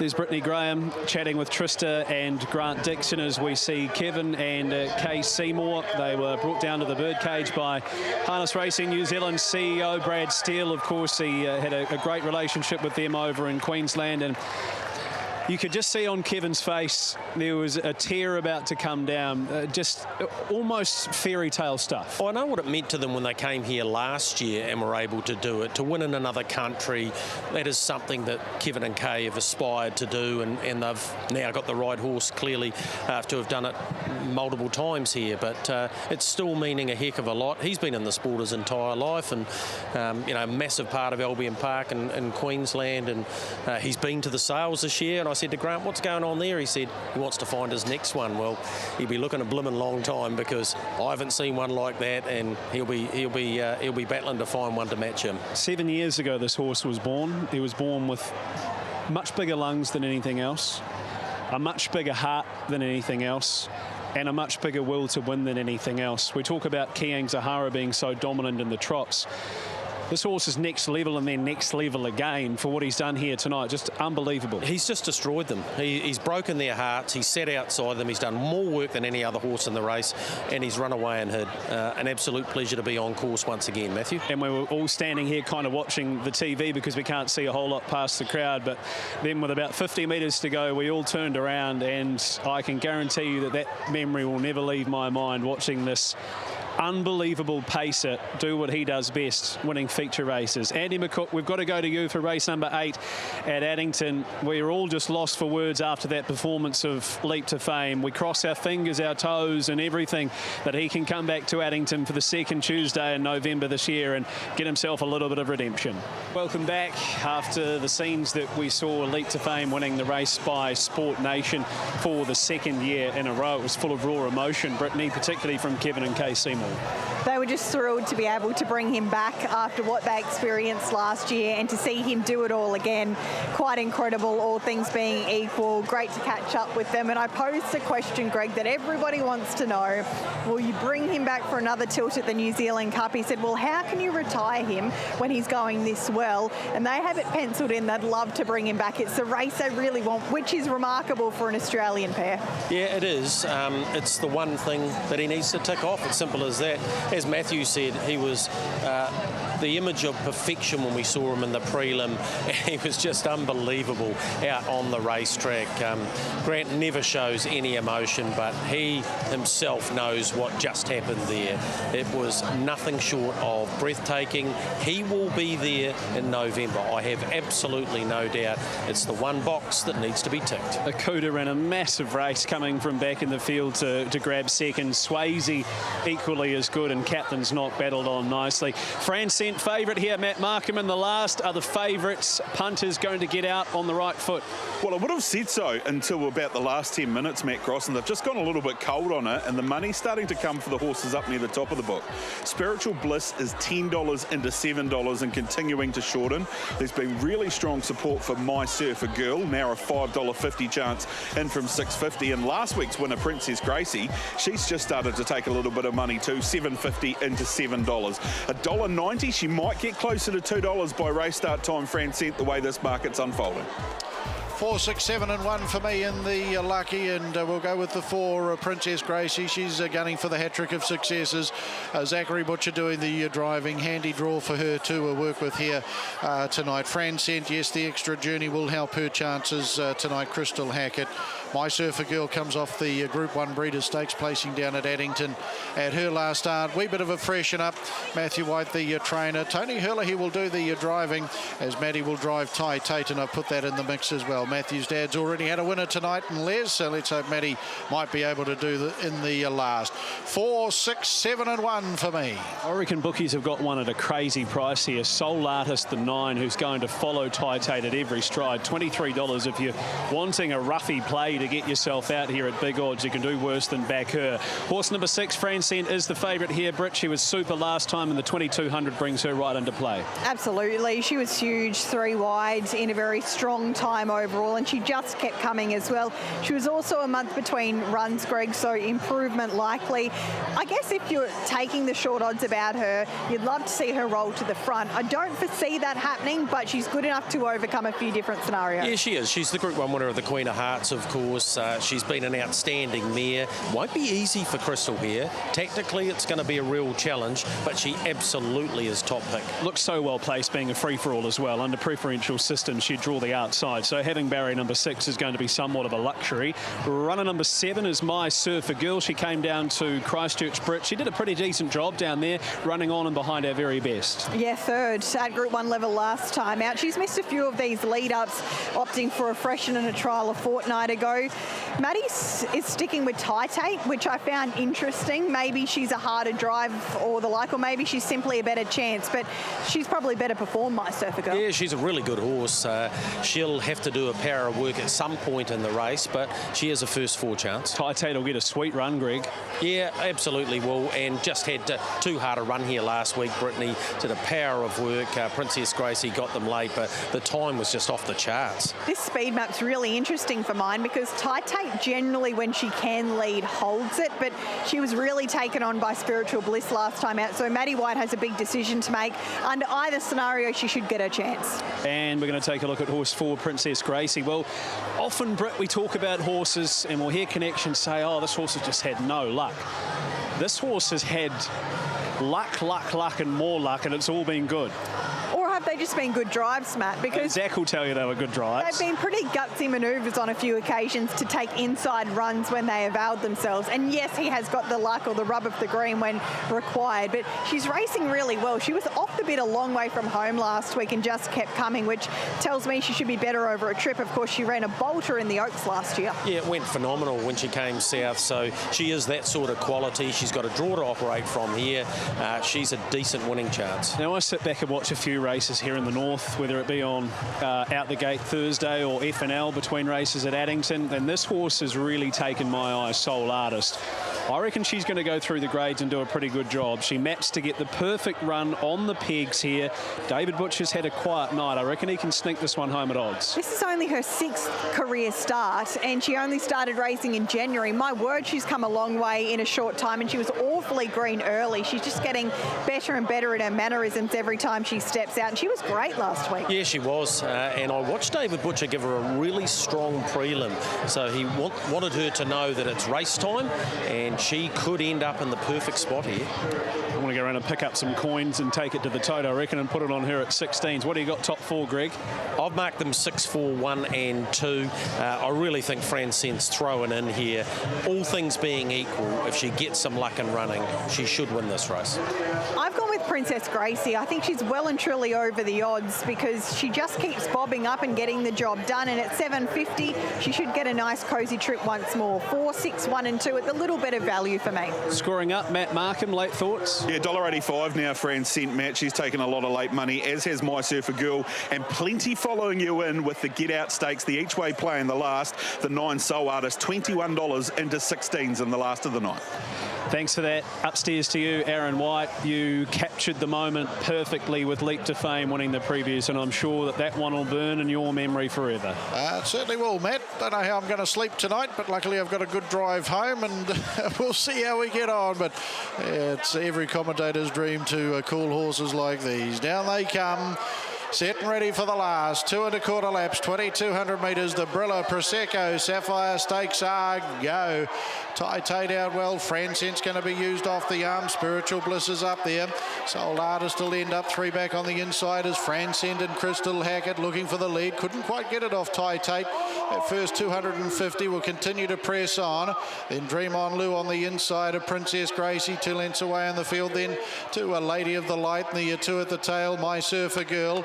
And back with her was Ultimate Collect as they work through the back. Francent, the last favourite of the Unite, goes to the lead. Moving forward is Spiritual Bliss as they get down to the 1,600 metres. The lead up time in 40.1. Enjoying the nice run on the inside. Tate now. Soul Artist has come away from the inside to find 1-1 smother here for the Chief David Butcher. Dream On Lou back on the inside as a marker peg goes flying to its outside. Princess Gracie and Zachary Butcher 5 lengths away in the field. Then to a Lady of the Light. A further 5 My Surfer Girl, and on its back Ultimate Collect with Mark Purdon as they work into the home straight. They're 1,200 metres out. The Brilla, Prosecco, Sapphire Stakes and the opening quarter 28 seconds. Francent's got them running. The Vincent Mia up on the outside. Spiritual Bliss for Harrison Orange. A circuit left to go for the 2026 Night of Champions. Back on the inside, Tate. Matthew White enjoying the lovely smother in the box seat, and 1-1 to Soul Artist. Dream On Lou, Andre Potama with the Palmerston North Pacer, 3 back on the inside of Princess Gracie. Back on the inside, My Surfer Girl, Tony Hurley looking for 3 winners on the program tonight. Also the bookend, back and buried on the inside, 30.7 was that second quarter. He just eased away from the pegs there with My Surfer Girl, pushing out 3 wide. Lady of the Light and back of the tail then to Ultimate Collect. 600 left to go in the Sapphire Stakes, and our leader Francent on the outside here. Spiritual Bliss is putting it to her. Tate travels beautifully the inside, waiting the TFS Horse Transport passing lane. Dream On Lou's about to get out to try and cause an upset further back in the field.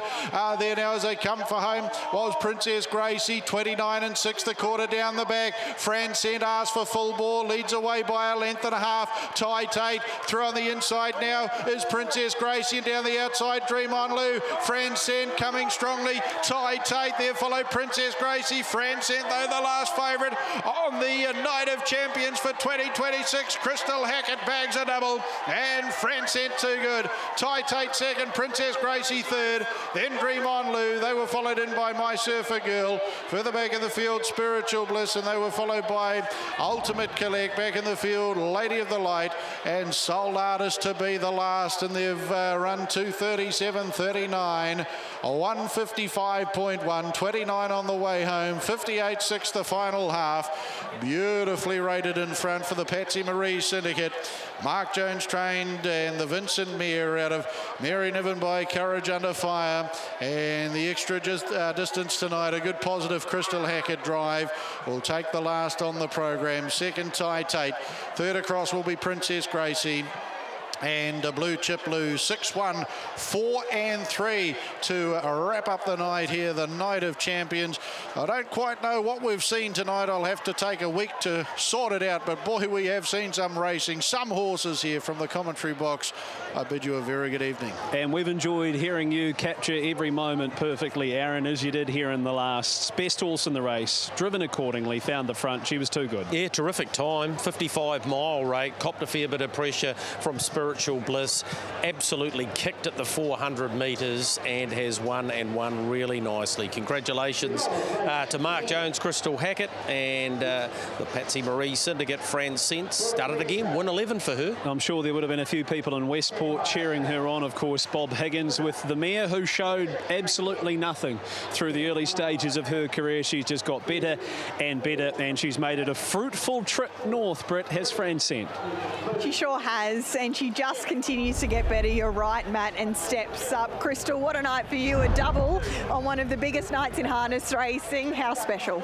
Yeah, really happy with the way things have gone tonight. Get a couple winners is just the icing on the cake, really. But this mare, she's a champion mare of the country at the moment, that's for sure. She's just so tough. She probably deserved to lay down a wee bit there, but she didn't. She just kept fighting. She's a very nice horse to be sitting behind. You've been given some great opportunities by Mark Jones. He's really trusting you to drive these high-quality paces. Yeah, it is a privilege to be driving his team. He's always got them 10 out of 10 ready for me on the night, and I just have to drive them properly, and we're getting good results together, so it's great.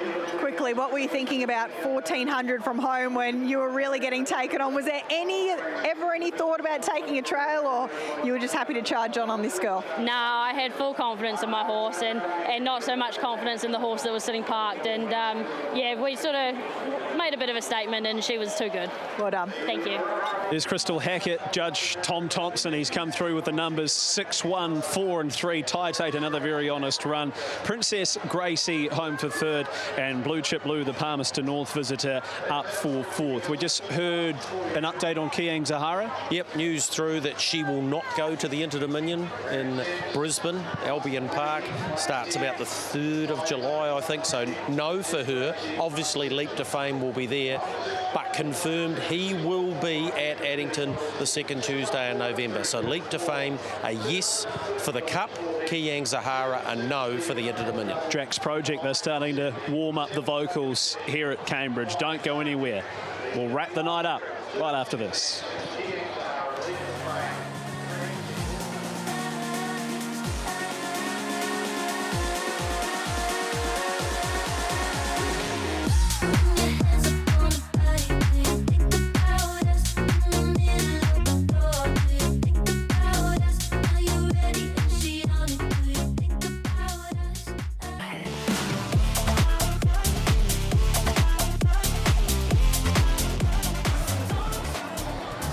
Friday Night Lights brought to you by Woodland Stud. The Woodland Stud sires, they've had a cracking evening, including winning the race by Sport Nation with Leap to Fame, being a son of Bettor's Delight. That, among many, a highlight here at Cambridge Raceway. As we're about to wrap things up, we'll take you down to the stabling area, the hub, the engine room, if you will, for tonight's meeting with Matt Markham and Nicole Sims.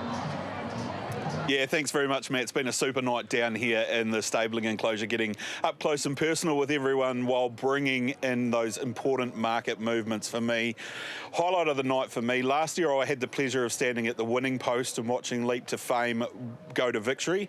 Tonight, Nicole, I got to stand on the bend here at about the 400 metre mark, and the way that he let down when he went round that last bend, I don't think I've had a more enjoyable moment in harness racing. The hairs on the back of the neck are still standing up. It's been a super night. It's been an amazing night. I had a similar experience. I was just further down than you towards the straight there, and it's just an unreal feeling. It's an out-of-body feeling, isn't it, when you see that and you can see what these horses are capable of, and knowing that, as I say, they're animals at their absolute peak. And no, it was an incredible night. I think for mine, what will stick with me is just seeing the swarm of people from the stables rushing for both the TAB Trot and, of course, the other feature with the paces, swarming to the fence line, because obviously they're all busy. They've all got to get back to their charges here. But what these horses can do to people that have been around top horses, the likes of Tony Hurley there, Blair Orange at the fence. I was chatting with David Butcher as they were gearing up Kiang Zahara. I said, David, what makes her good? Those questions are never really answered. That's the magic of racing and our sport. Yeah, it certainly has been a pleasure to be a part of Night of Champions down here in the stables. Matt, thanks to you, Britt and Greg, for letting us be part of the team here on such a special night of harness racing. Oh, it's great having you. You've provided us with some great information. I know that the bookies, they had a couple of wins and a couple of losses through the night, but even they would have been sitting there in awe of some of the wonderful performances. We saw a great shot of Blair Orange, Brittany, go down and give Leap to Fame a pat after the race. Such is his popularity. I think we take for granted how up close and personal we can get with these champion horses. For me, I've been lucky enough to wander alongside him on a couple of occasions now when he's won some big races, Greg, but the crowd got behind him. Maybe a lot of them hadn't heard of Leap to Fame before tonight, but they really got behind him up the home straight, and we've seen something incredibly special. Yeah, we have. Was he your highlight? Oh, how can you go around what he has done tonight? He was, I don't want to say he was better than last year, because how can you measure that? But just the dominance of the win was probably as dominant as we've seen him. Yeah, I think both times he's been here, we've seen something off the charts and as good as I've ever seen in the game, and it makes it special. And you get Kiang Zahara on top of that. It's like the dessert, the icing on the cake, isn't it? It's just unbelievable to see the quality of horse we've seen here tonight. The crowd's still here. They're looking forward to a rock concert now, which is what has become, an iconic event in our sport here in harness racing in this country, and it comes on a beautiful night at Cambridge. And congratulations to all involved there. Nick Blundell's a new CEO here. He and his team have done an incredible job. All right, we'll recap all of it on the box seat on Tuesday evening. Thanks to you, Britt, Greg, Matt Markham, Nicole Sims, Aaron White for all of his calls, Jason Glenn and the team in the truck for putting all of the pictures together, and a wonderful trackside crew who have done a super job once again. From us here at Night of Champions, Drax project about to kick in. The party shall go on. Until next time, we bid you good evening.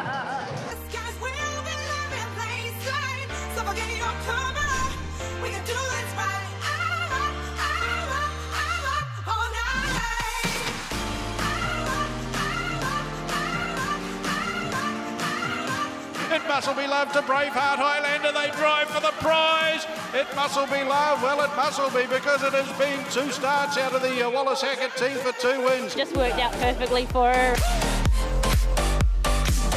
Ripples and Luke McCarthy, and she starts again and ends it with a big win. We knew she was pretty fit and ready to go, and yeah, that worked out great.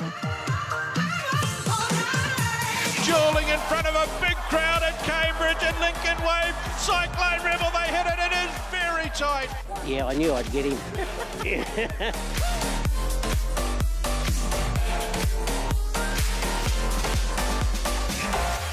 Let's go, girl. You're in front of a big crowd tonight. The darling of Australasian square gating. She will not let her fans down. Kiang Zahara does it again. Hey, welcome back to New Zealand.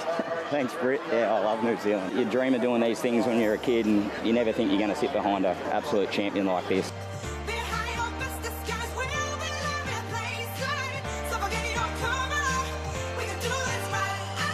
Leap to Fame, he's in blissful isolation by 5. Stand up, ladies and gentlemen. Applaud the perfect pacer down to the line. And Larry, you've done it again. Leap to Fame, what a win. Simply amazing, what he can do and how strong he is, how much he wants to win, and how he just keeps powering up is amazing. Wow, what an animal. I'm proud of him, Brittany. He's just a superstar.